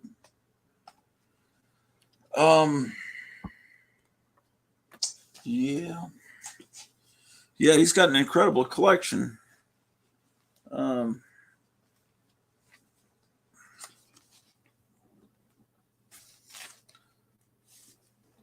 Yeah, I talked for a long time yesterday with the Crypt Keeper of Castle Hills, and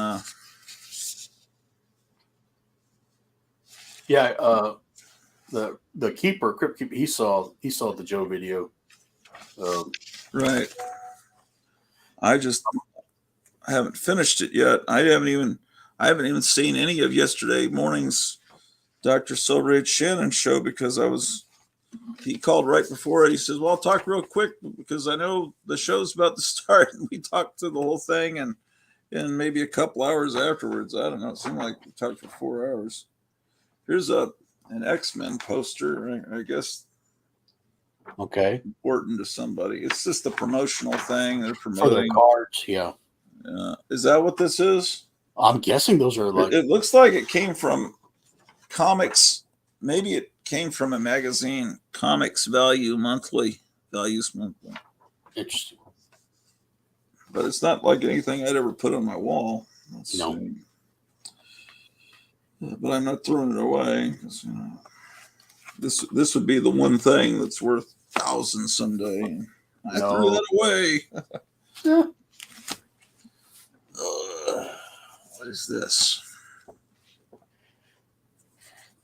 It's a folder that says monsters on it, and I open it up, and there's a picture of Chiquita Banana in it. Oh dear. And some ad mats for how to make a monster. Put that over. That would make a good painting, actually. Yeah. Well, I'll remember where it is. I don't ever see people painting a big portrait of Chiquita Banana. That might be a new thing. It'd be the new Andy Warhol. I'm starting to get down in the stack here. You're approaching 2 hours here.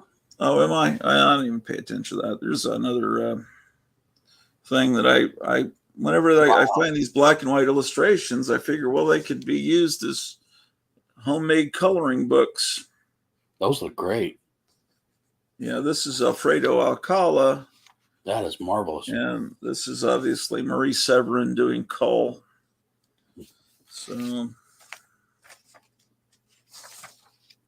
then this is a Marie Severin portrait of all the women in comics. But kids don't know. The students I had years ago, they didn't. I'd give them a cool picture of the Fantastic Four, that same image that was used on the T-shirts back in like '66, where Mr. Fantastic's arms are kind of wrapping around them. It's a wonderful illustration, and they'd color it and they'd have fun, but it would be whatever colors they thought that should be, and it would not be.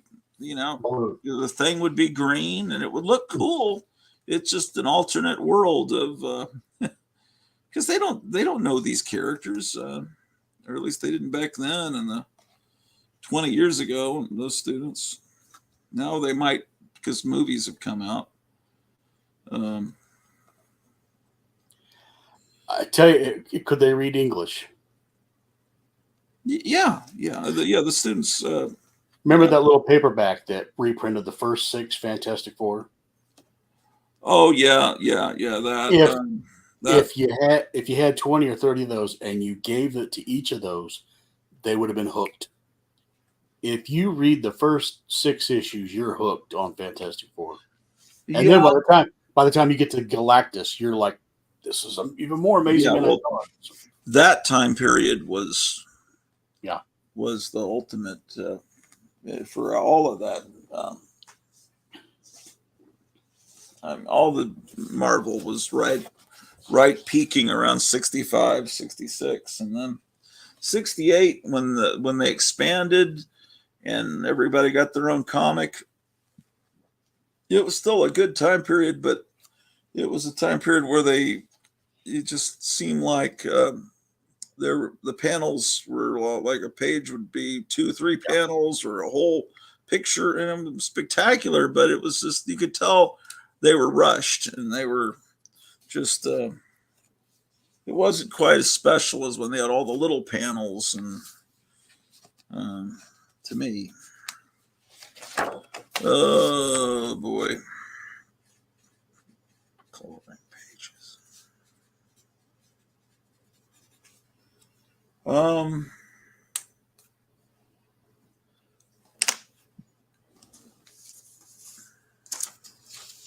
Here's one of the Justice Society of America at a circus.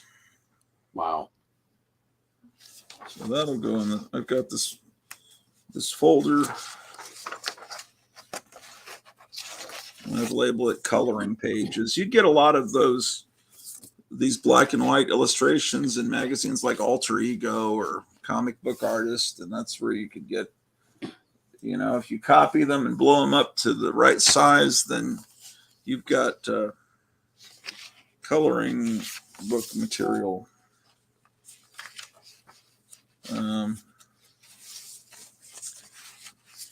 There was cartoons, magazine cartoons, and there was cycle tunes, and this was like one of the cycle chicks. It's just put that under coloring pages.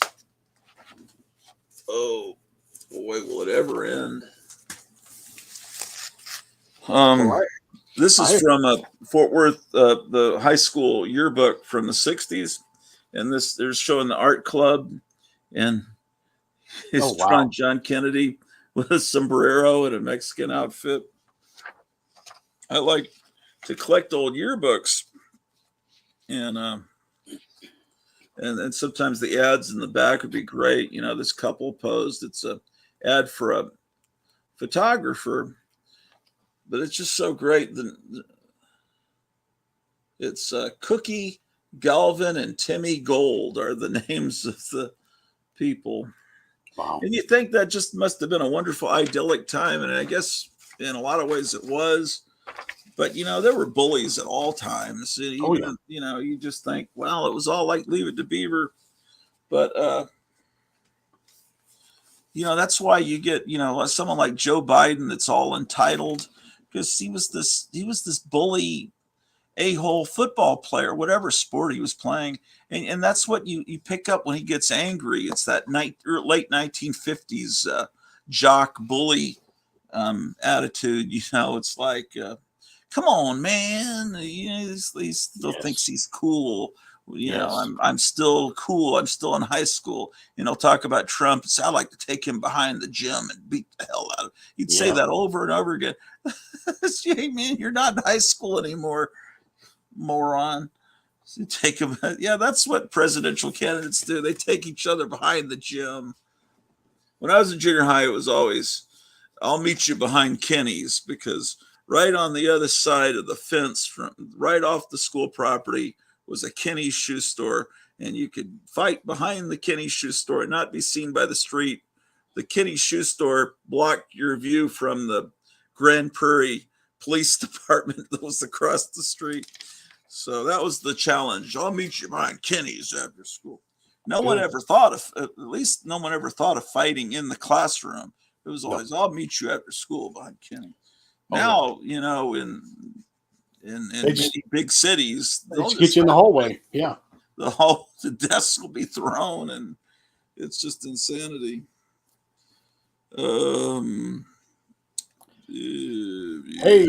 at this moment, I appreciate you doing this stream. I appreciate you. I've been wanting to talk to you for a while. Just Yeah. this is great. I'm gonna skedaddle. Oh, that's And, cool. It was good to see Spinner Rack and everything. Yeah. But I think you're doing good there. Keep it up, and you'll have that whipped in shape in no time. Yeah, I've got to use up my free hours on StreamYard. StreamYard. Yeah. So All yeah, right. well, thanks for popping by. I might check in with you later if you're still. Sometimes you do these for 6 hours. It's amazing. Oh, I'm not doing that today. No. All right. But Well, nice I'll connecting skedaddle. with you. Take I'll care. see you Wednesday. All right. Bye. I'll be there. Yeah. All right. Well, so still have 15 people watching. I made a folder for this.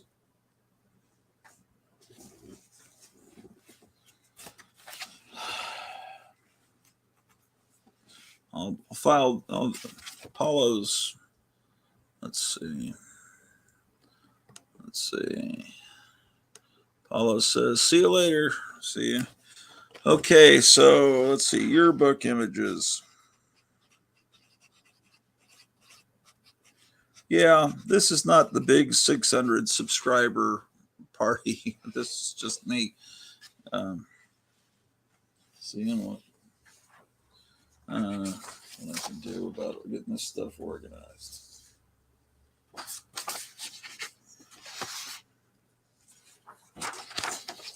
Yeah, lots of excitement here. What is this? Oh, someone was selling a 63 Thunderbird on Craigslist, and I printed the pictures. That's always been a dream car.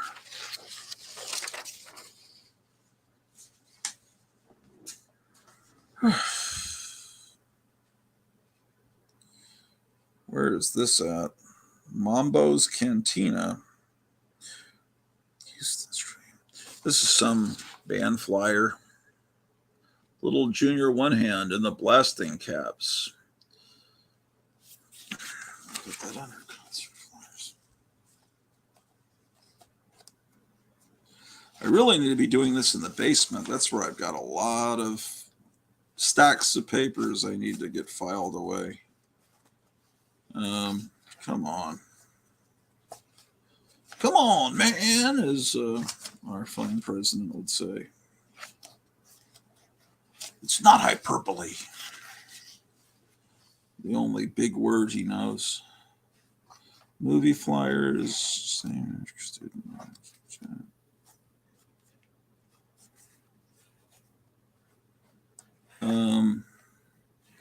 well, if anyone else wants to pop on, you can. Otherwise, I might end this stream and maybe do another one later, like not a live stream, but a canned show, because the canned shows are.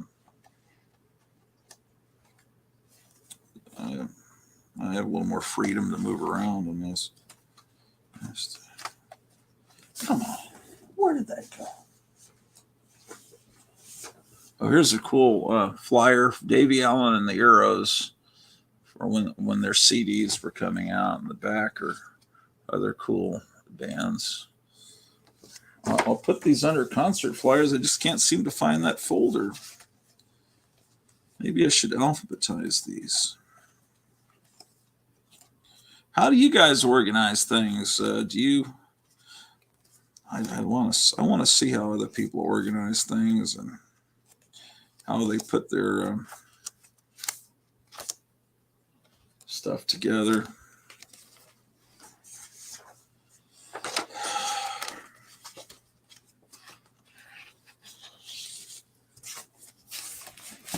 It's hard to talk and concentrate at the same time. Gotham City says, did you hear about the Amazing Fantasy 15 and other books that were stolen in Brooklyn? No. What's the story on that? Um,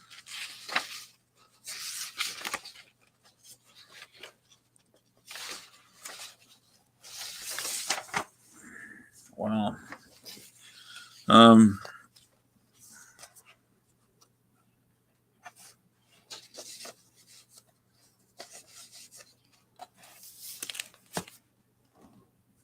Brooklyn's always had a connotation. You just hear the name. It's always been a, you always think, well, Brooklyn is a place for gangs and crime. But when I think of Brooklyn, I think of the old style gangs, not the.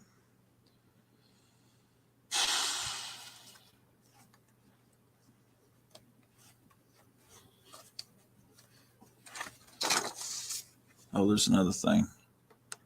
What? 90s Superman is simple, just goes in the $1 boxes.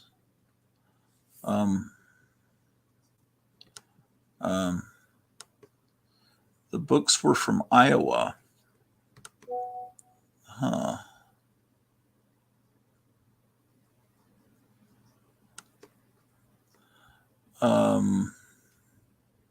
Trying to see what he's.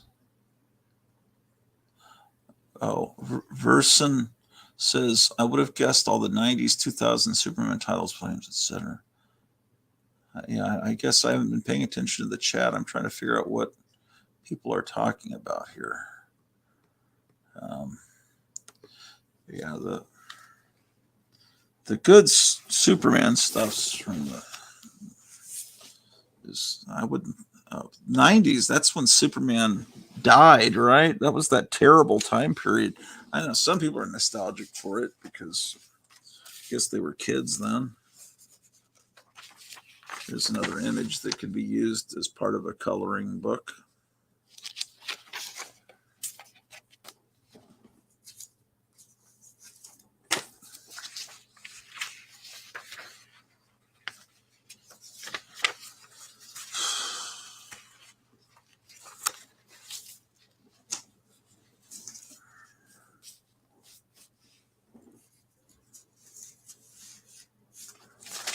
I don't know what to do with all this garbage, man. There's a cool flyer. I've copied a spook show flyer. I think this is actually a copy I made of. Yeah, I have this framed downstairs. This is a real spook show flyer that I own, but I made a copy of it before I framed it, it looks like.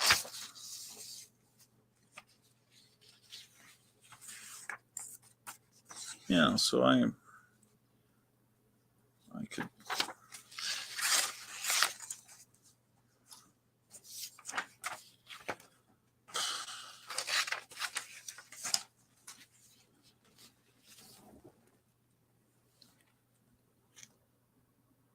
Yeah, I don't know.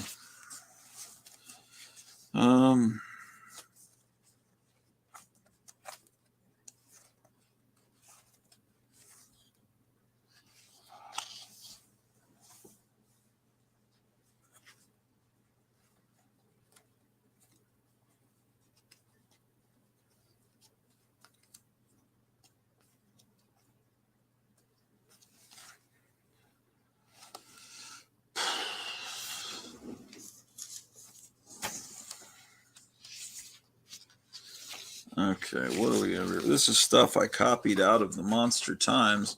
A lot of times they would reprint ad mats from, and then I would make copies of them and use them maybe in a magazine I was putting together.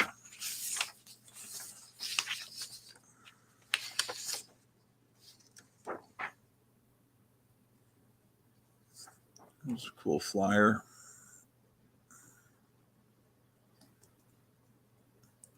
Oop. Maybe that was an appropriate image there.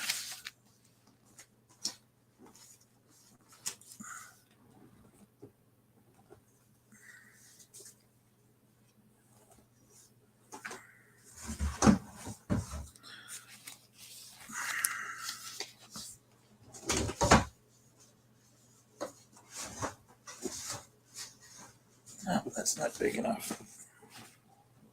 I'm trying to put these folders in something.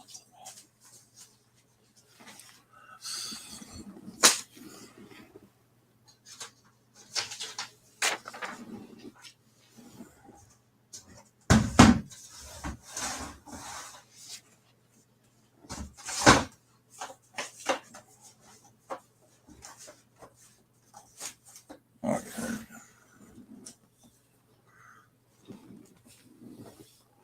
What is this?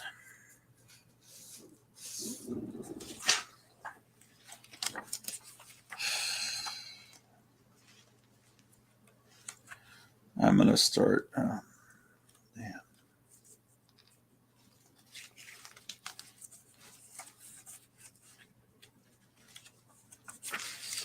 Yeah, this is ridiculous. I'm going to put all this stuff into this box and then go through it later. I don't think anyone cares about watching this. Let's see. They had X-Men #1, Spider-Man 1, Daredevil 1, Amazing Fantasy 15. They sent them to a shop in Brooklyn so they could send them to CGC for them. Whoa. FedEx left the box outside and someone took it. Wow. Yeah. That's why you don't want to live in the big city. That's oh boy. That's well,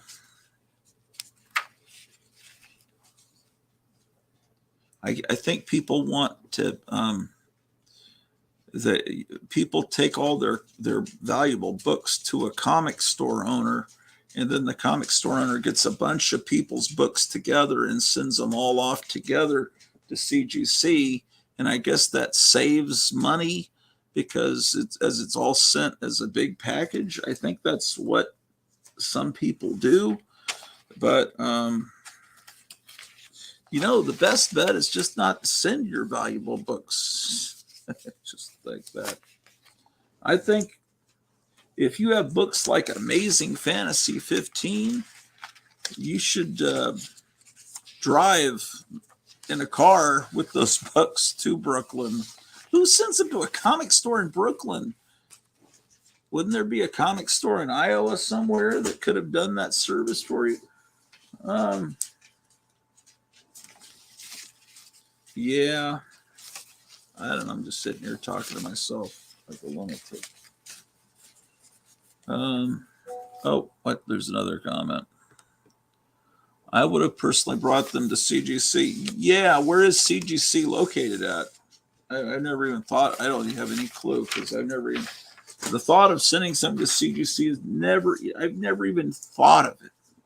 It's just something I would never. It never even crossed my mind. It's such an alien thought to me. Yeah, I'm going to pay to send my book somewhere so I can never see the book again. Just the cover only. Well,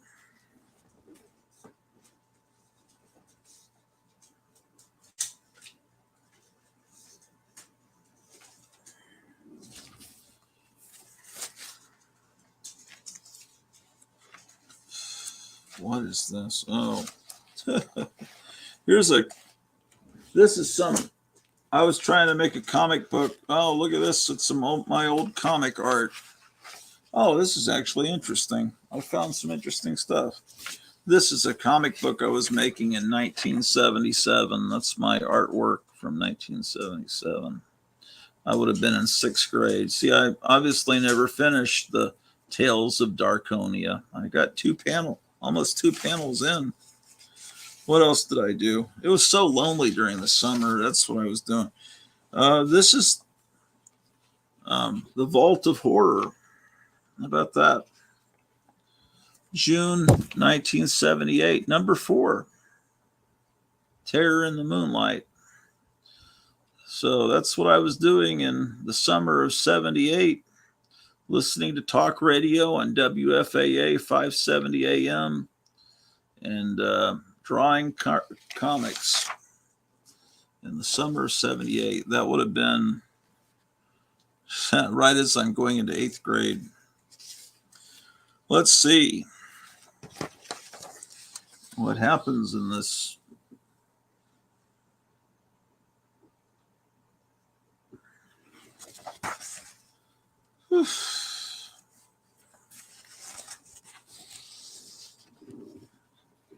Lots of blood. Oh, he gets shot through the heart, huh? Okay. Here's the bulletin page about news of upcoming comics.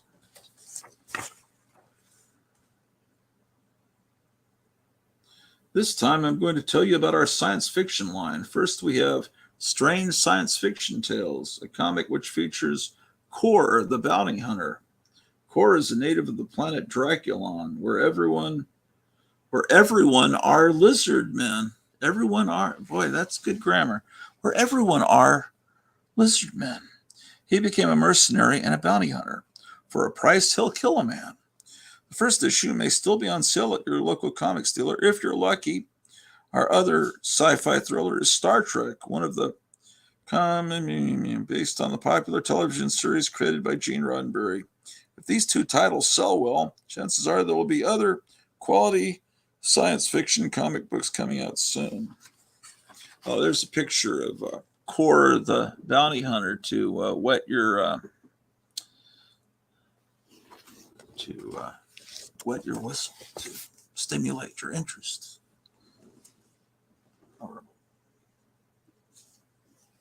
Oh, look at this. This is it's actually real. This is a promotional flyer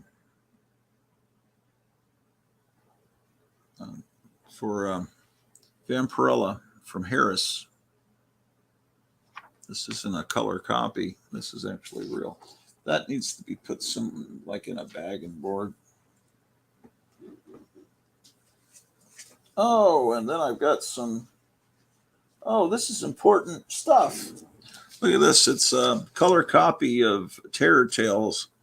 I think my friend Ryan made this for me. So these may be issues that he had that I didn't have.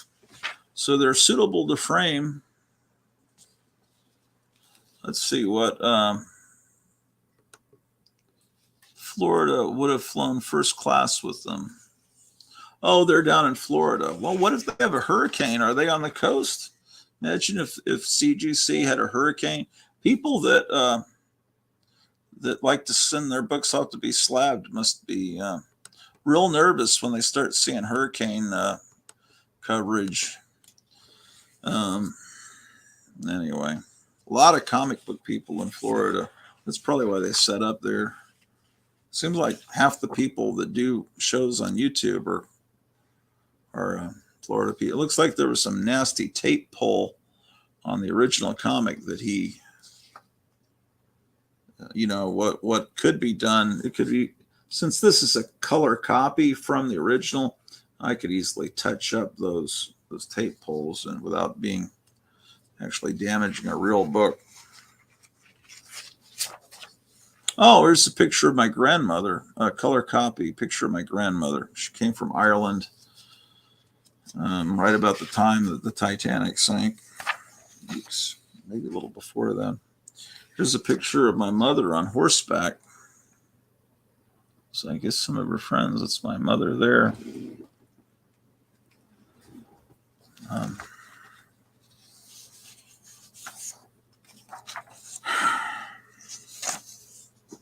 And then I got these autographed pictures from Betty Page back in the 90s, but the pictures started to disintegrate, started to fade. The photographs were not in the chemicals long enough. They started to fade. So I quickly made copies of them. So this is a copy of the picture, and I have the original somewhere, but if it ever completely faded, I still have this part, which could be cropped and put with any picture of Betty Page. So this is important stuff here that I just had on the floor like a lunatic. Here's my grandfather. He was a professional baseball player. He played for the Phillies, the Cubs, the Yankees, the Cubs, Yankees. I don't know who else. Man, I'm tired. Scheiße. Here's another picture of my grandfather. He's a young man.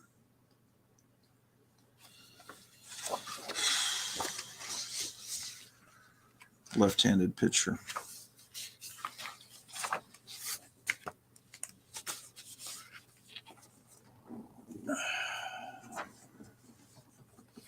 I'll put this stuff back up here where it's somewhat safe.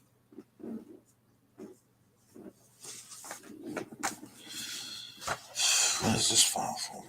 Oh.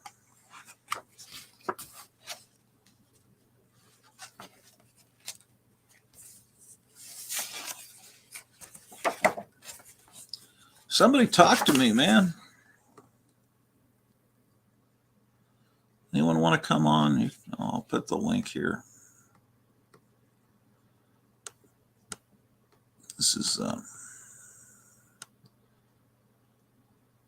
come on and show off your highly valuable comics, ladies and gentlemen. What the heck is this?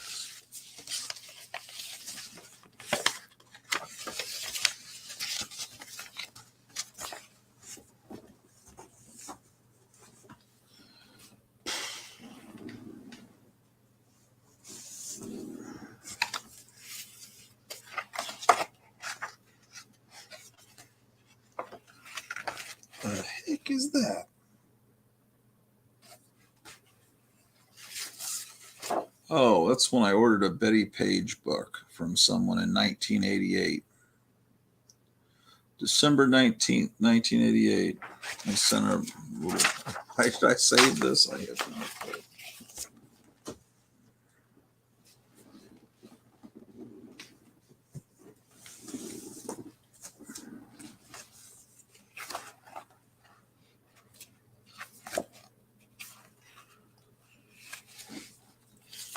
Here's a promotional flyer for the Steve Martin movie Dead Men Don't Wear Plaid. It was a giveaway at, I don't know if I got this at Lone Star Comics or at the theater. I used to have this on my wall as I can see the tack holes, and it's made to look like a old-timey movie poster.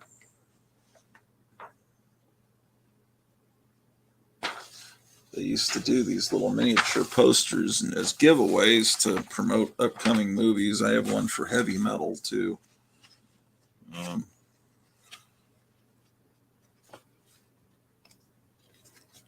There's some interesting stuff.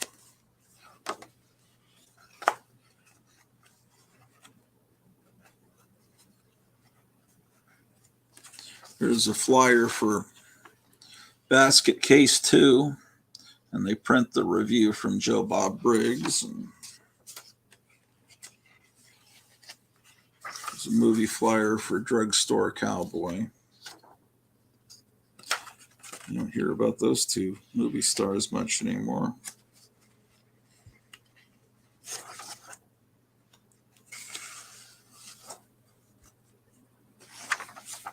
Here's some original artwork that I drew once upon a time. There's a Captain America with Nick Fury. I don't know why Nick Fury's drooling.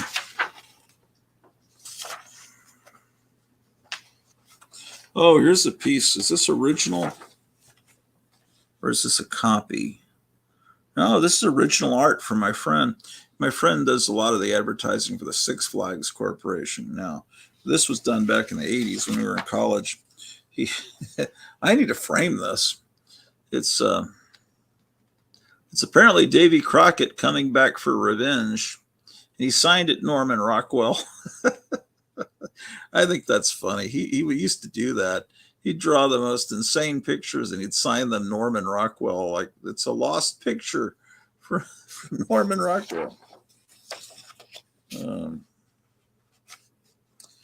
Yes, indeed. Some original artwork that needs to be put somewhere safe. Yes, indeed. Yes, indeed.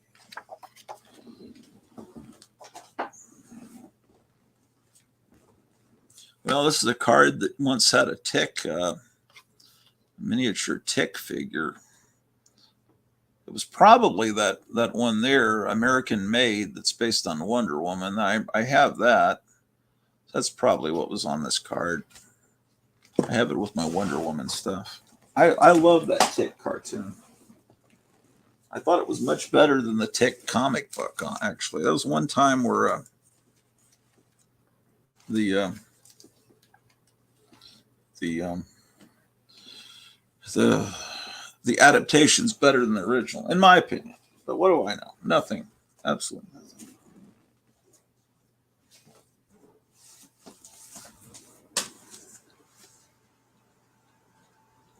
Oh, you know what?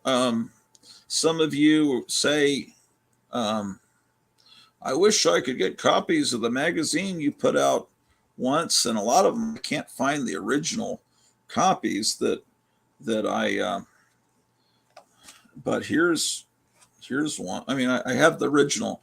I have copies, but I can't find the original elements from which I could just go into a Kinko's and make new copies. But I just found this is the sophisticate number 16. Here's all the original pages where I could, that's the issue. It looks like this. It was a little digest size. I could reprint this, and then those of you that you could actually, this came out when?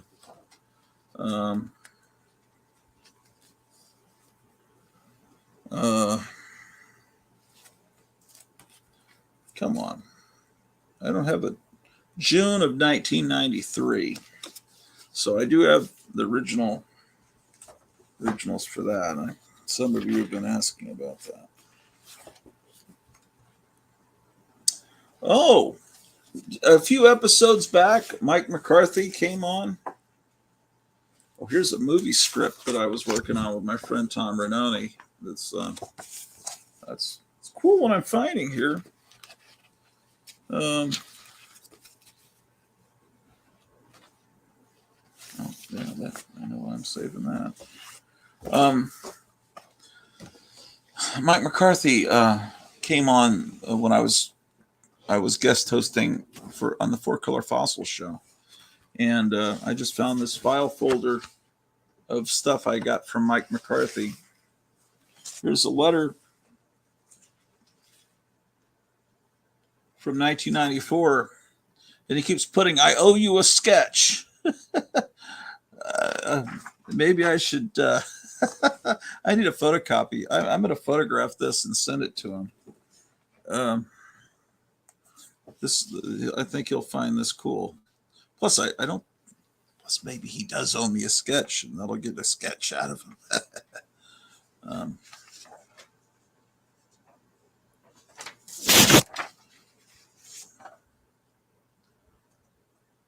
Okay, let me put it down flat.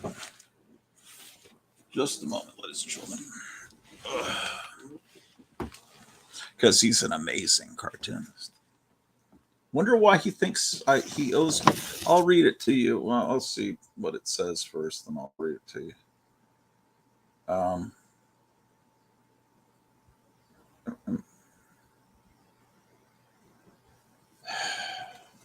Hold on. There's got to be a place where the lighting is right here. Oh boy, it's hard to stand up. Don't ever get old, ladies and gentlemen.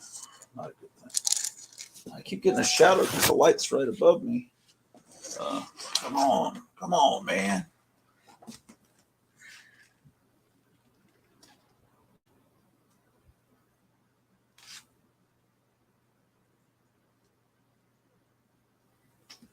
Oh, curse you, ceiling fan.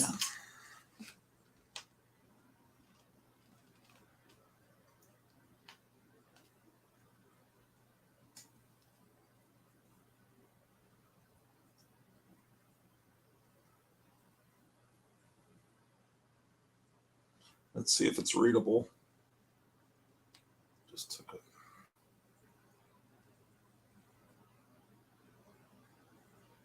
Let me try it again. I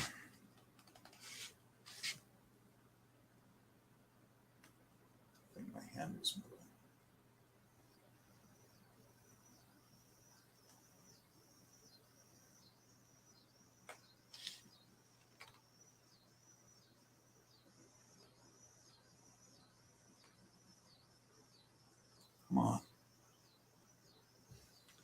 Come on, man. It's not hyperbole. It's a fact, Jack. I want to be cool like Joe Biden. Who you ever thought about the fact that he could be faking, acting like an insane, crazed old man?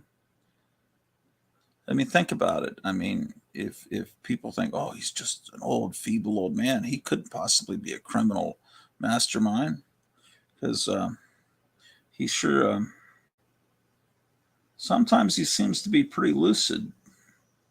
And when he fell on those stairs going up, he sure got up pretty quick. When he fell off the bike, he got up pretty quick. Maybe it's all an act so that we'll feel sorry for him and won't, Anyway, always a possibility. Okay, so there he is. Picture.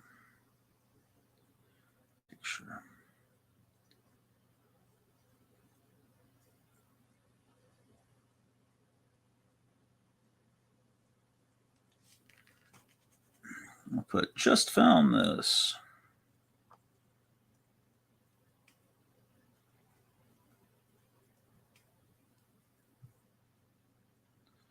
Okay, all right. So you're curious what everyone stopped watching. We only have 12 people watching. What a pathetic. How dare you? It says April 10th, 1994. God, I just talked. He's saying, Kenneth, I just talked to Larry King, the Dallas promo man, for about an hour, and it was my dime. Remember when long distance phone calls actually cost money? Now with cell phones, it's no big deal to talk to people in other countries. But he was calling from Memphis to Dallas, and it was, expensive. Larry King is the guy that ran. I remember this now. Not Larry King, the late night talk show host that used to be on CNN. Not that idiot. Larry King was a guy that ran the Dallas Fantasy Fair, big comic book convention, where the Eisner Awards were given out. And that's where I first met Mike McCarthy, at the Dallas Fantasy Fair. Oh, well, they can call back and tell me I'm sharing a room with Julia Schwartz in July. That's right, Julie, baby. She says, going to go to the Chicago Underground Film Fest. That's more. We'll try our best to have the new premiere release of I can't thank you enough for your zines. Sophisticate rules, no pun intended. Could I get other issues? See, even back in 1994, people were wanting other issues. Send me extras. I'll put them in the cool record shop in Midtown Memphis. I haven't put the kit together yet. I'm so short on time, but the movie shoot coming up, hell or high water. I owe you a sketch. Well, that's coming in.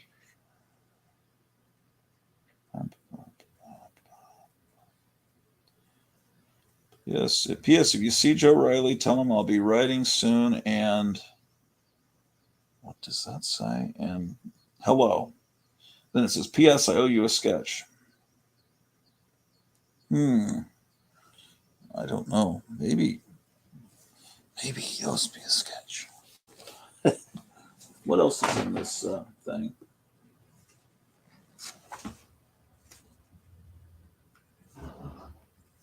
And I've got like notes on my on the outside of the folder, I guess, to record different Ultraman shows.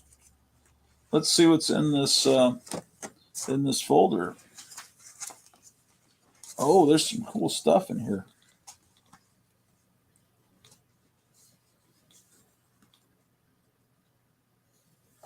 Oh, I need to get him to come on, and then I'll show the stuff that's in here. It's pictures of. Well, it's like a whole package he sent me of cool stuff like this. Well, some of the stuff I can't really show. This flyer for his movie Teenage Tupelo. I'm covering up a part that's not appropriate for YouTube. Let's see. Yeah. Oh yeah. cool stuff.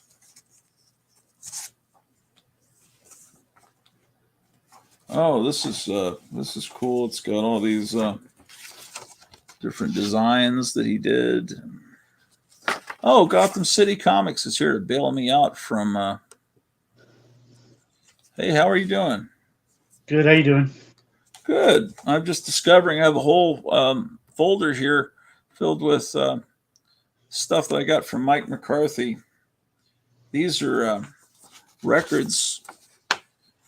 The sleeves he did. Fireworks was a Dallas band. Oh, some of this is nudity. I need to be careful. But you see, he's just a great cartoon. I need to be careful what I show. And these were the That's pretty cool. comic books he put out. Yeah, this is all a big package. And the heck was that? I got this big. This is the envelope that it came in. I still have the envelope. That's my old address. So don't send anything to me there because it will go to someone else. This is the logo he uses for his film production company.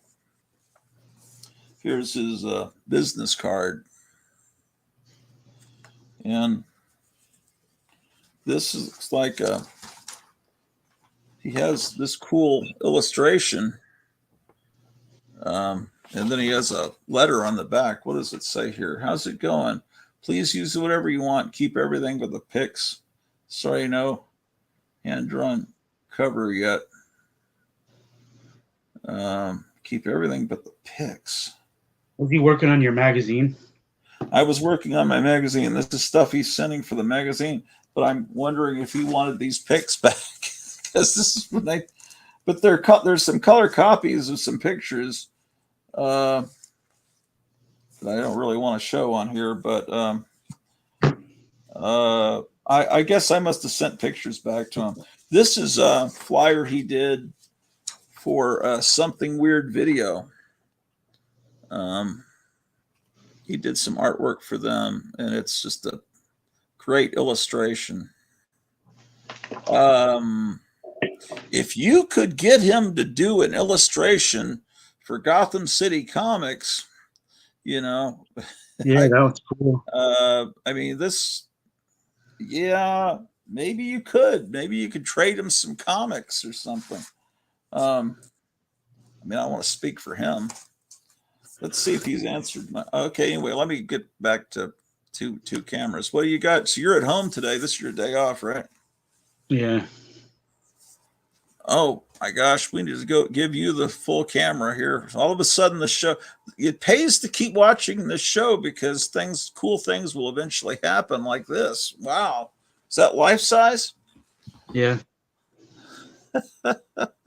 Man, that's cool.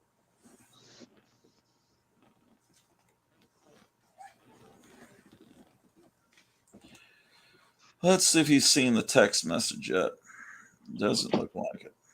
I started working on my spook show poster. Oh yeah, is it like a collage of things? Just all I'm doing now is writing down kind of what I wanted to say. Did you see the spook show poster that I had photocopies of a minute ago? No, I missed it. Okay, let me find where I put that.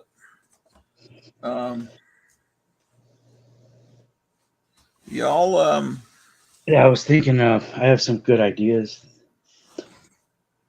yeah, maybe I need That's to all. send you. It's going to be comic themed spook show poster. He says crazy. Well, apparently I owe you a sketch. Let me put. Do you want come on?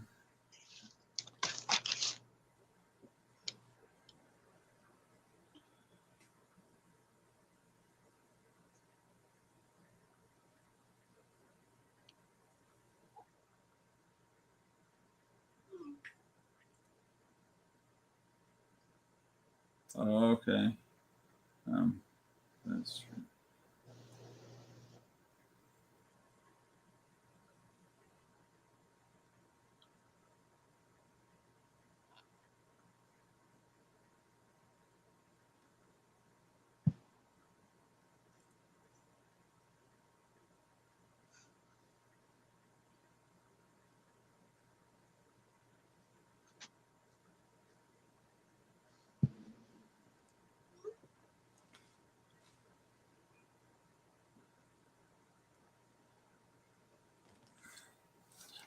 Yeah, yeah.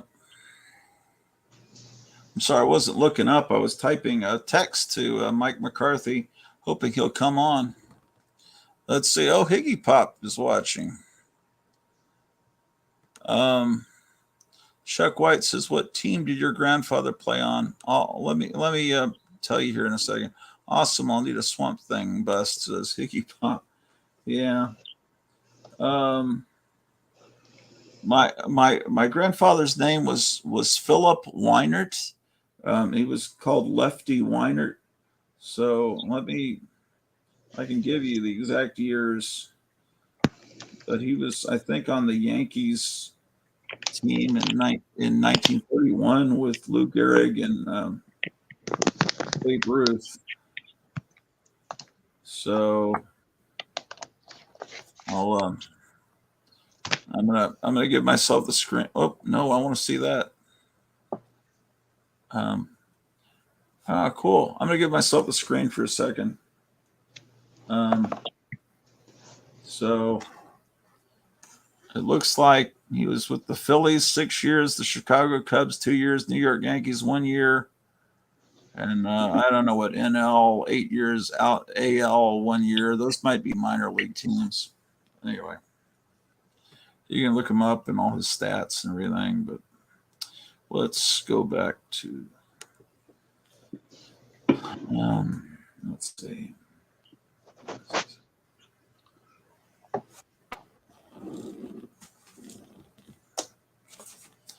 So, oh, I've never seen that. It came out this week. Oh, okay. Did you get it at your store? Mm-hmm. You still have some of it? I ordered 2 and I have 1 left. Oh, okay. At the store, you've got 1 left. It's $10. And is it finished story, or is it just pencils? Or I'm sorry. I guess this guy Tom Scully, he's one of the cartoonist kayfabe guys. Uh-huh. I guess this book, what's this say right here? It's adapted from this. Faithfully adapted from the original. I wonder what that means. Faithfully adapted. I mean, is this actually Kirby artwork, or is it a recreation? No, he drew it. Oh, he's like I guess it's based on on something, pretending to be Kirby.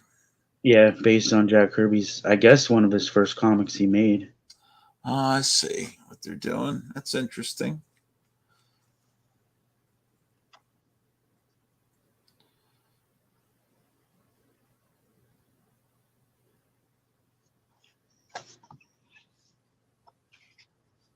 Yeah.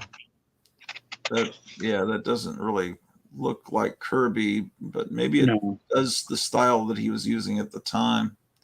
It definitely looks like it could be from that time period, though.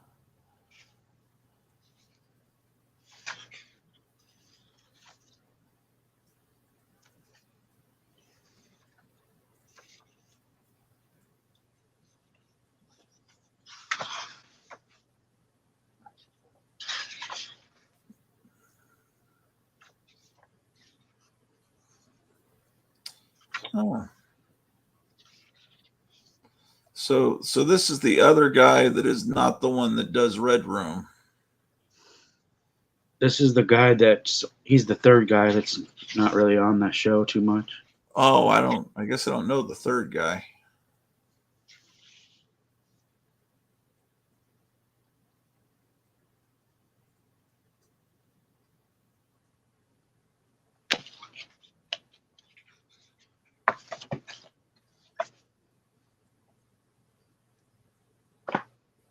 Interesting.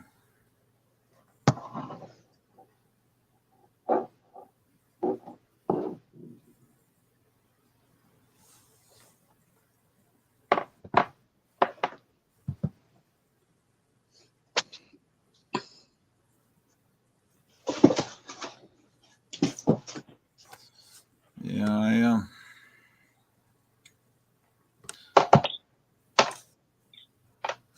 Oh, shoot. Let me give you the screen again.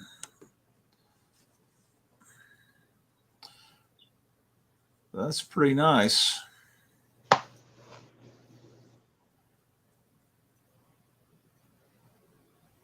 That looks. What's the condition? What's the rating they gave you on that one? 5.5 is certainly. That looks fine. That looks great to me. I mean, what are the flaws on that?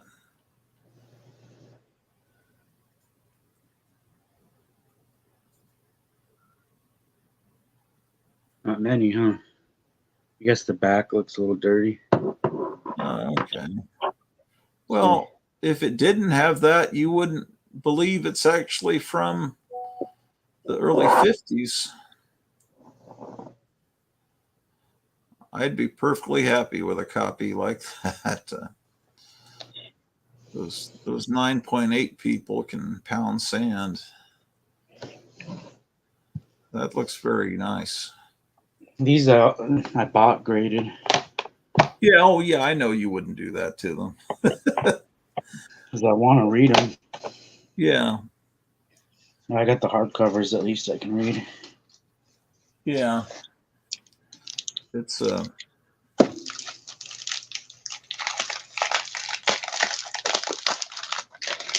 did customers come in and trade them to you, or did you get them on your own outside of the business? These I've had to, these you can't even find. I can't never find these books. Oh, So I'd buy them at conventions or eBay. oh, people don't walk in with them, is what you mean? No.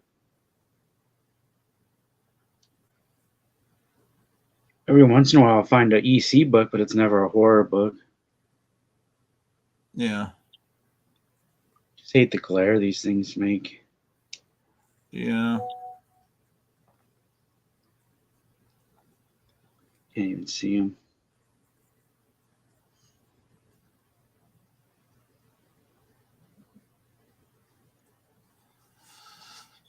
That's pretty neat. 4.0.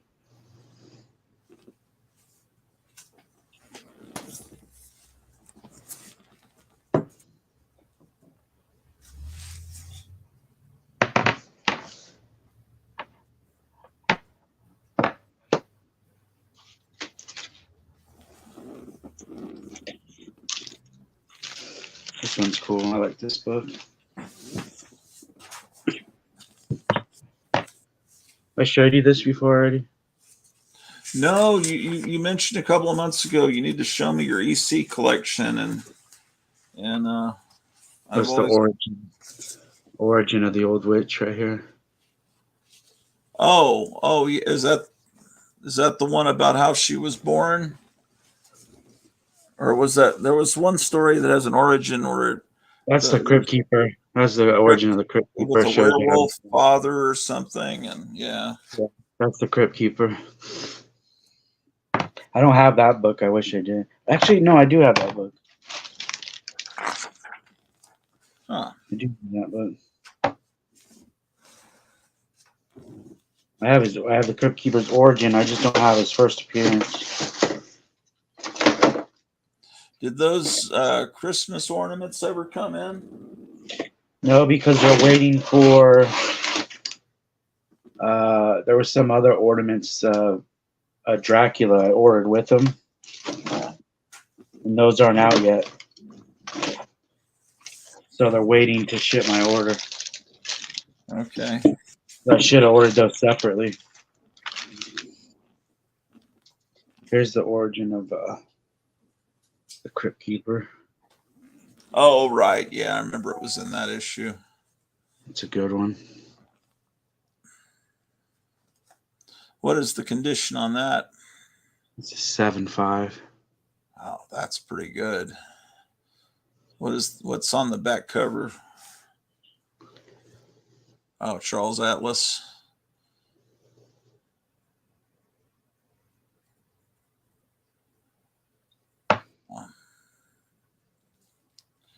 How long ago did you get those? Oh, I got these a long time ago. Actually, I got them a long time ago, but I had them recased because it's a newer case. Okay. Yeah, people talk That's about the old cases not being as good or something. I don't know. well, they don't tell you either. You need to recase these every 10 years. Really? Yeah, because you get all those gases trapped in there. I was reading about gases being trapped. So that's, and people aren't going to do that. So it's really hurting these old comics then, huh? Yeah, there's other ways these things can hurt your comics too. You can actually rip the cover off inside here if it takes a, because it's holding on the top and the bottom Yeah. as well. And if it takes a big, someone drops it like this, Right. and the weight of the interior pages can Oh, actually pull down while the cover's being held, and then pull the staples right through. man. Yeah, Well, more damage can be done. My most prized books, I would never send them in there. well, you're gonna keep those in the cases just because you might resell them someday, or what do you think?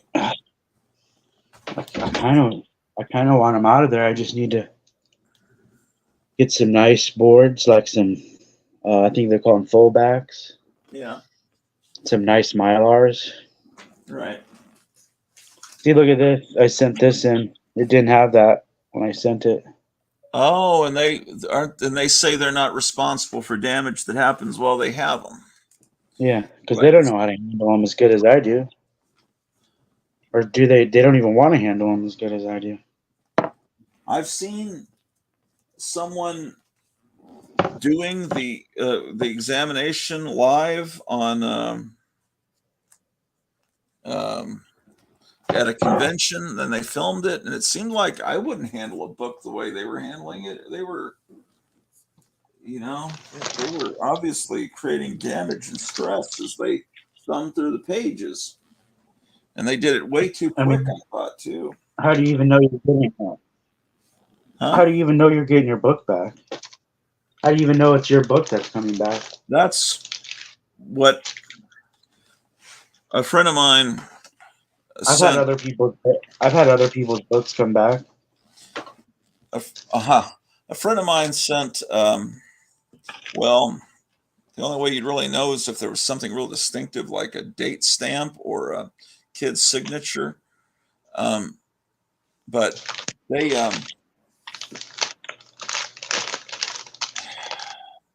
my friend sent his X-Men collection to one of the big auction houses, and he wasn't sure that they didn't sell some other X-Men comics and just Oh, and I kept keep the his better one. originals, because how would you ever really know? And Yeah, he was and, suspicious of that, and so when it came to his Avengers collection, he his his kids didn't want it.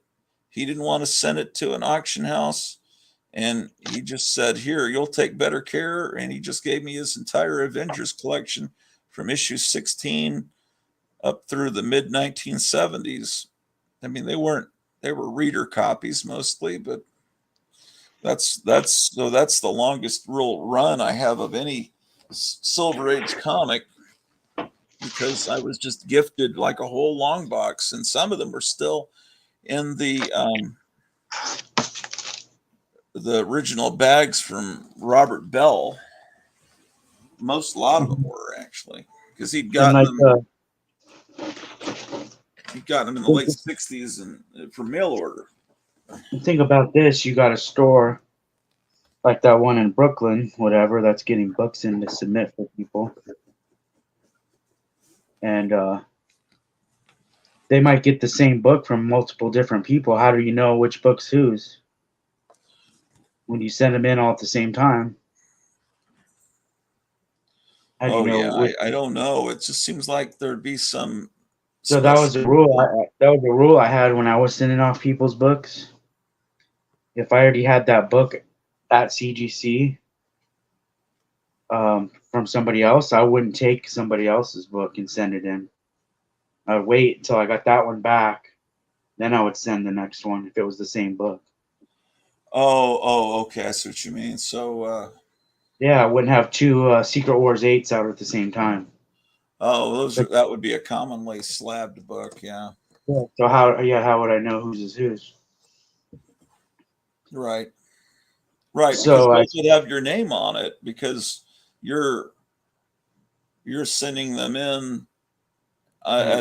as you like they're I all don't your know how books. how they're keeping track of stuff over there and keeping it in order. They're not really. Yeah, So I would that was one of my rules, and people appreciated that when I would tell them why.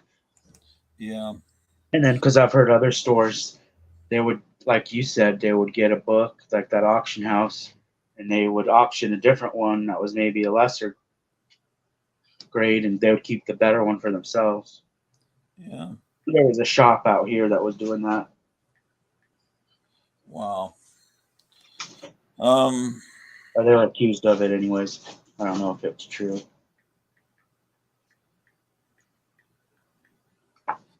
Yeah, I hope that it just seems like they're taking all the fun out of everything, all of this stuff. That's the good thing about the prices going down is all those non comic book people that got in it for the wrong reason. Maybe they'll go away and move on to some other thing. Yeah. Maybe they'll move to records or baseball cards or something else. Have they figured out a way to slab records yet? I heard there was a company doing it. I figured I was being sarcastic, but Yeah, they'll slab anything. do they slab Treasury Edition sized books? I don't think in a hard case. I think you could do it CBCS with a soft case because they do posters.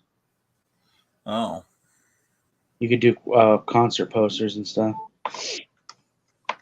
This is an old case. okay. These are, you almost open them up. I've got one slabbed book here somewhere. Let me see. Maybe you can tell me if it's an old case or not, or kind of.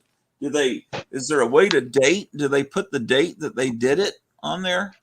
Yeah, if you look up this number, Oh, you got to scan it. well, let's go to the website and see when this was graded. Well, I have one scanned book, and it was just because I bought it that way from someone that. Yeah, your Frankenstein. Yeah, it's here somewhere. Where is it?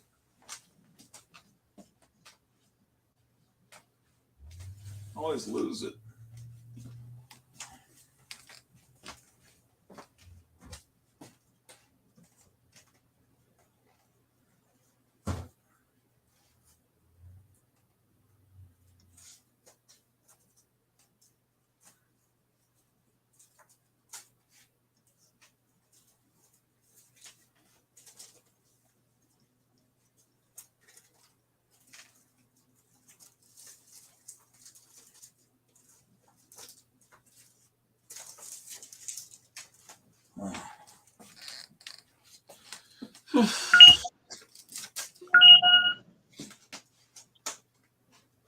Somebody bought that Flintstone Lego.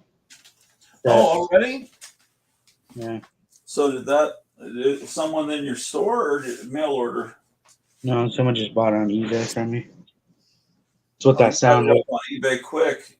So did that cause you to? Are you already broken even on that purchase from that? You said. Almost.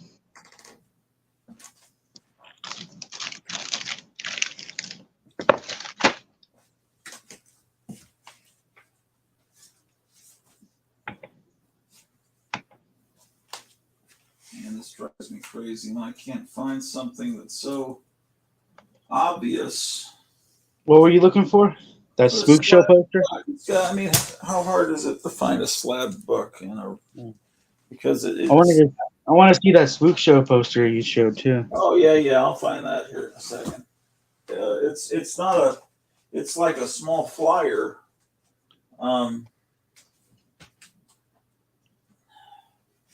But you could probably cannibalize it. Let's see. Oh, you can find search dealers. Oh, they're advertising. Oh, let They're me show you advertising. someone that you need to. I'll show you a place where you can get lots of good graphics for spook show posters, and you just print it off. Let's see. I'm going to give myself the full screen for a second.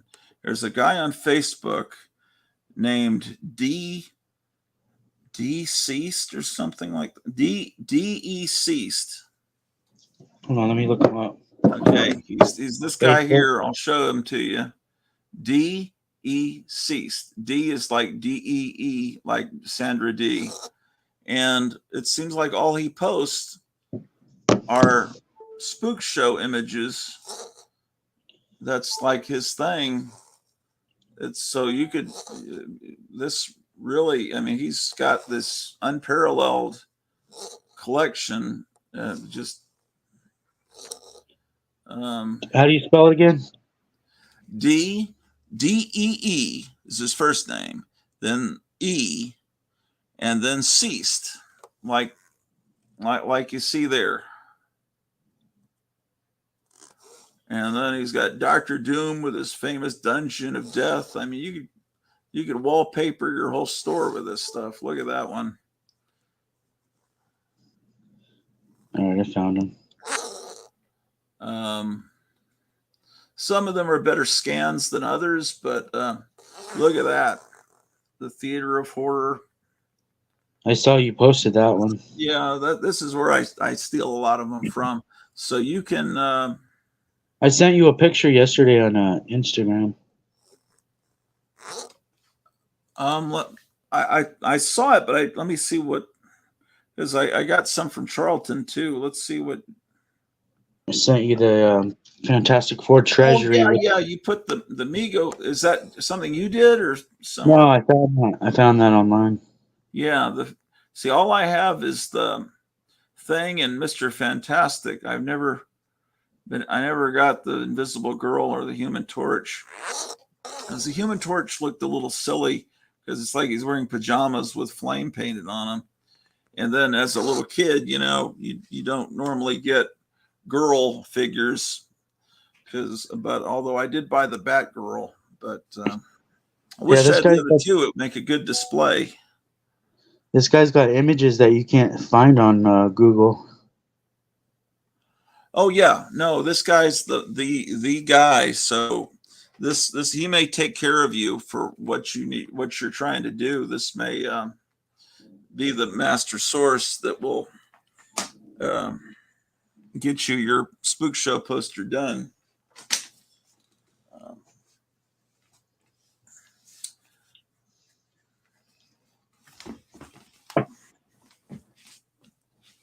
Yeah, I was telling you about that story about those comics that were stolen. Oh yeah, well, how did you hear about this? It was on a comic book news website this morning. And like you said, why didn't they send them to a shop that was closer in Brooklyn? Some stores have stopped doing that service because it's a hassle. Well, if you go, do that for your customers, they still have me listed on here, even though I basically told them to go to hell. What? They still have me on their website.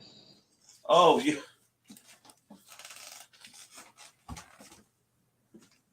So you can put a zip code on here and find out the closest dealer that'll send them in for you. Yeah. I mean, how much do you save by doing it that way? I don't know if you'll save anything. So why don't people just send it in themselves instead Well, of you? especially if the people from Iowa packed them up and sent them to someone in Brooklyn, you might as well just send them to someone in Florida. Yeah, I would have been nervous about Brooklyn because all I ever hear about Brooklyn is it's like the Bronx. You just expect it to be, crime ridden. I'm sure there's good parts and there's bad parts. Yeah, but Give me a your do you know a zip store, the code? package I sent you was almost stolen or was stolen, but you recovered it. And you don't live in a horrible area, I don't think. Give me a zip code in Iowa. Oh, let me see. What's the big city? Des Moines or something? Des Moines. Yeah, you can just type in Des Moines and get their zip. That's probably that's the capital city. Here, I'll just type. Oh, it's let me put Iowa here. Put Iowa. See how many pop up.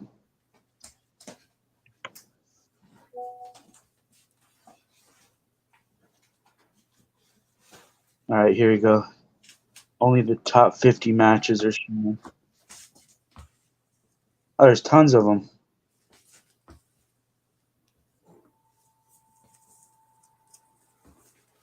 Well, there's stores. Des Moines Oh wait, has a lot of stores, at least. there's not tons. There's 1, 2, 3, 4.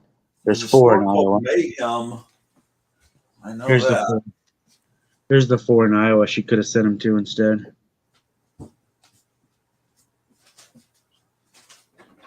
Frosty Mug Comics and more. Daydream Comics. Oak Leaf Comics. In This Issue Comics.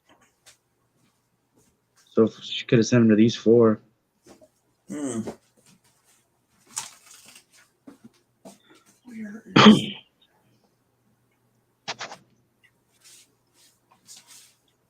I mean, they could have been old people that didn't know how to even use this website.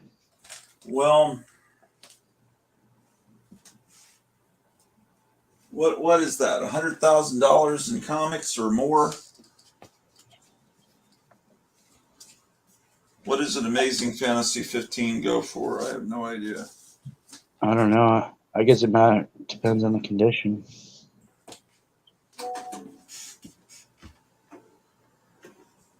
Well, I would think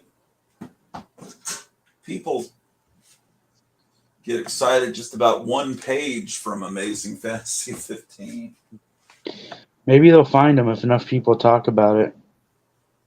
Yeah, well, it's real hard to just walk into a comic store and say, "Hey, I have an Amazing Fantasy 15." If this is, if they try to take it to another store there in Brooklyn, I mean, Well, whoever buys them is going to be out the money because they're going to have to forfeit them.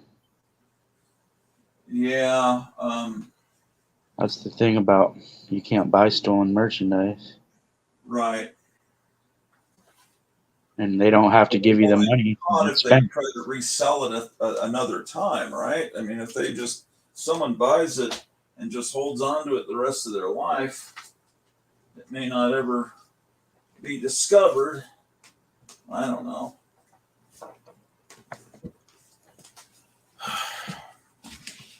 Yeah, that's a horrible thing.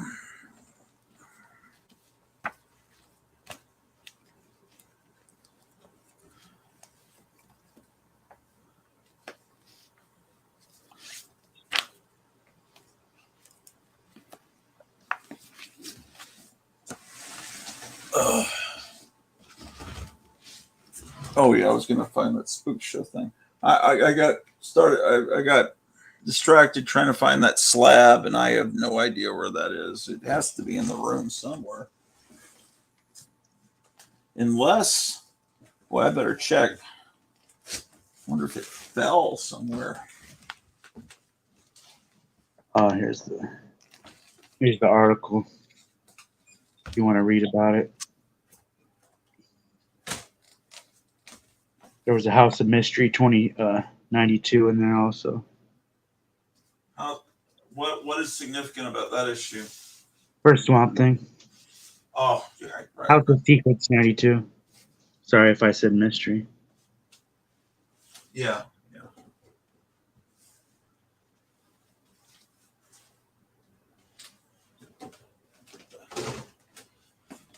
Flashlight on my phone. Oh, this happened back in. They just reported it yesterday, but this happened on the 27th of June. What? Yeah, so they're gone by now. Why'd they wait this long to report on it? Yeah. Here's a picture of the guy. Can't tell what he looks like because he got a mask on. Yeah, that's convenient. How criminals are just so scared of getting the flu still. Gives them a convenient way to hide their identity. There he is grabbing the box. Man, yeah, I mean it's no good to someone like that unless they can sell it, and the sale of They would books have like took it. that is They going would to have attract took it to the notice. closest. Huh? They would have took it to the closest shop, right? Say that The again. next day they would have. The next day they would have taken it to the closest shop. If they knew what they had, they could have No, just got this is a bunch of junk and tossed it. there's the list. Wow. There was an Avengers one also. Whoa. Well, Oh, they even have pictures of the books. oh, So there's things on there that can identify them. yeah. Well, that should be shared with every comic store owner in, yeah, the fold. That crease. Creased, yeah. Oh, look, it even has writing on the Spider-Man one. Well, I would think that would eventually be discovered if it's sent to CGC in the future, or if it's Yeah. taken to any comic shop that's thinking about buying an Amazing Fantasy 15 should have heard of this. Oh, there's a Green Lantern 5 in there too.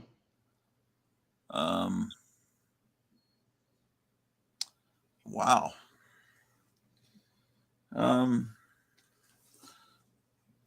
That's really a nightmare. This whole porch pirate thing is just ridiculous. That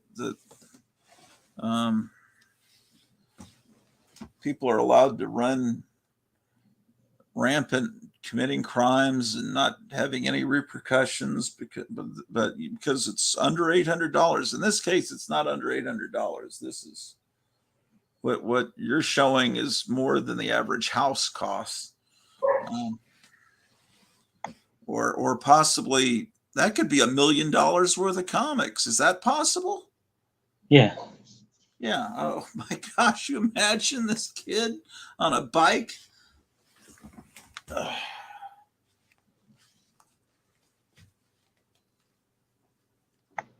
Yeah, I didn't even really think that could be easily $1 million. Yeah, if you have your CGC book, you can put the number in right here. You can see when it was graded. Yeah, I just it's driving. Can't find it. It's got to be. It's gonna pop up. It's in this room. I mean, I didn't take it out of this room. Is it hanging on the wall? No, I don't.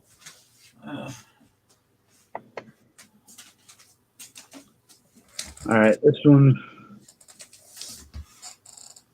was graded in 2010. Okay. When did it change? When did the It changed. I think it changed a few years ago.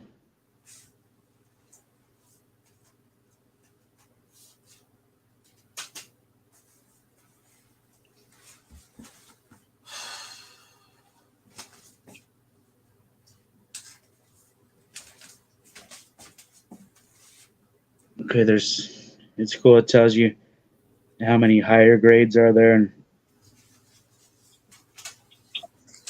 there's Uh-huh. seven. There's 7 other 7.0s, and there's 43 other higher ones.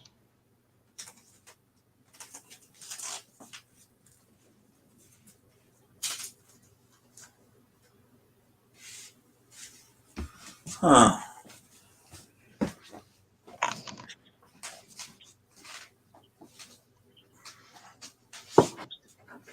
Just got a stamp on it.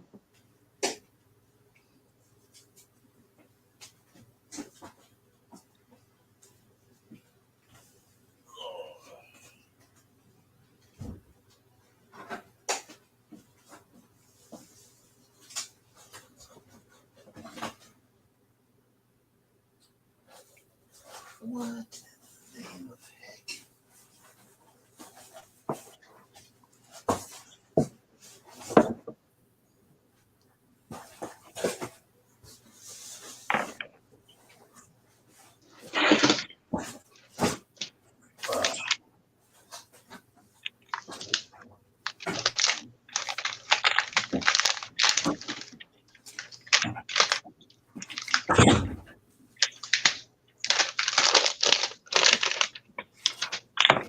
Yeah, it's one of those things where something will just magically disappear and you can't find it.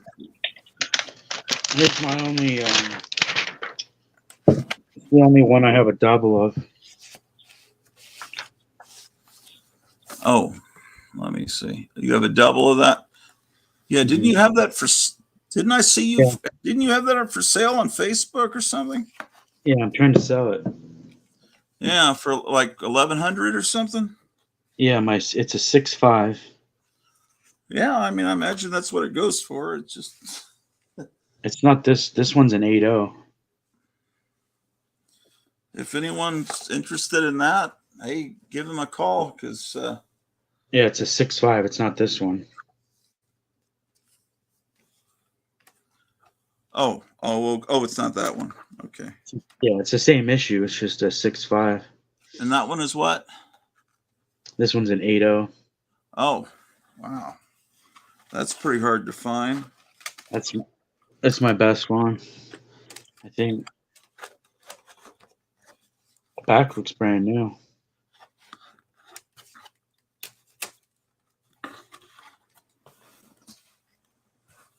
Look at that. Looks like it just came off the press. Yeah.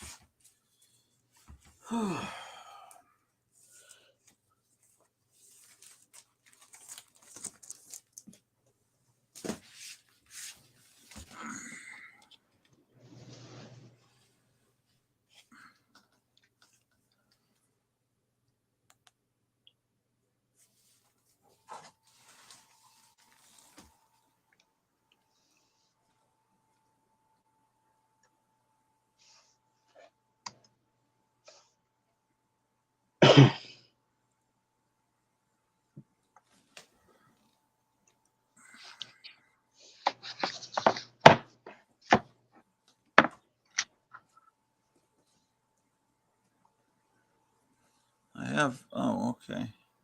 I have this. This book is something I bought that was in this case, but it's a case you can open. What kind of case is it? Is it like almost like a CD case? Oh, I see. It's magnetic on the top. Yeah, it's called Ultra Pro. Yeah, I like those. Um, You can hang it on the wall too. oh yeah, I just am noticing that it has the thing to hang it on the wall. Um, what does a case Yeah, like this cost? I think 15. I've been trying to get people, instead of grading their books, to just buy one of those or a top loader.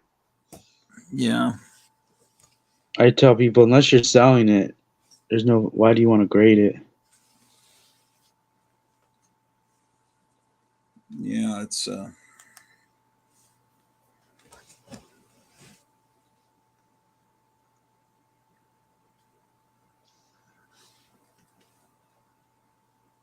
can't find this book that's in this room.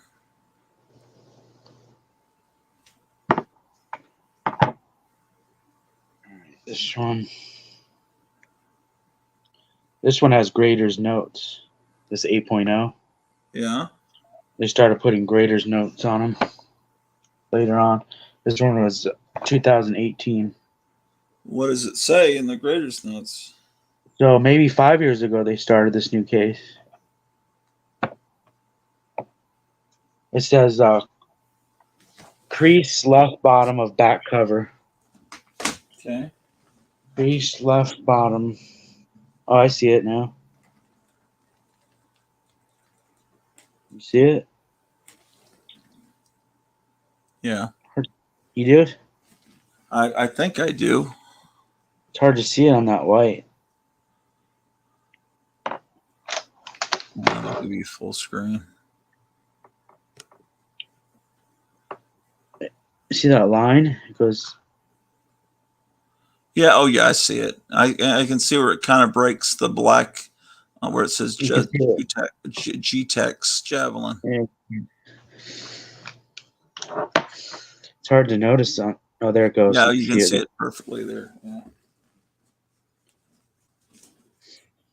So crease left bottom back covers. Small multiple stain back cover. Can't even see the stains. I guess maybe down here. Yeah, there you go. There's the stains. Okay. Spine stress lines. That bright color.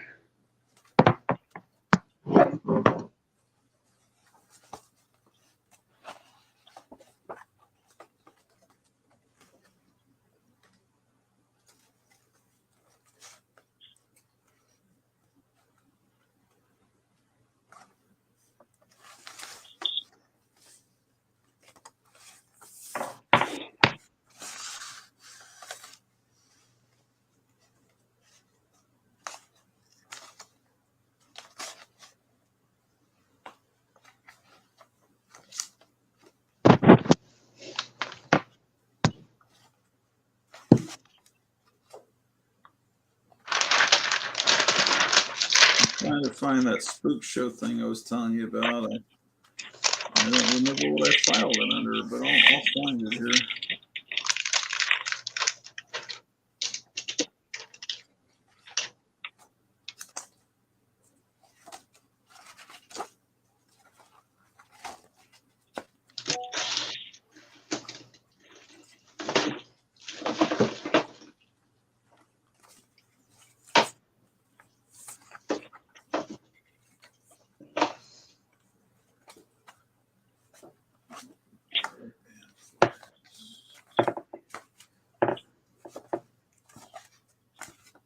Here's Panic #1.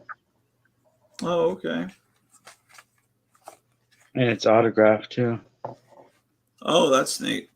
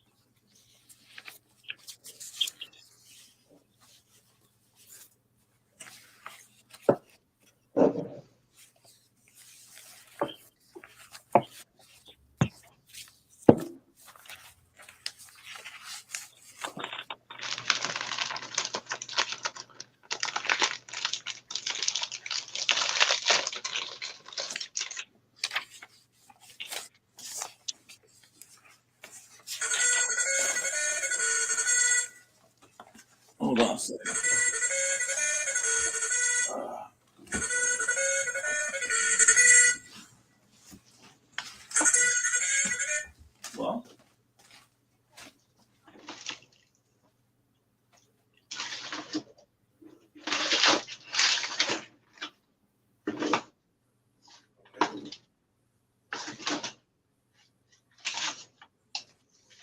yeah. Yeah.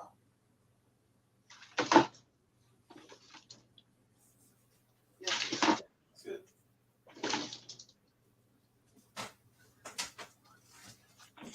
Yeah, but it'll be cool.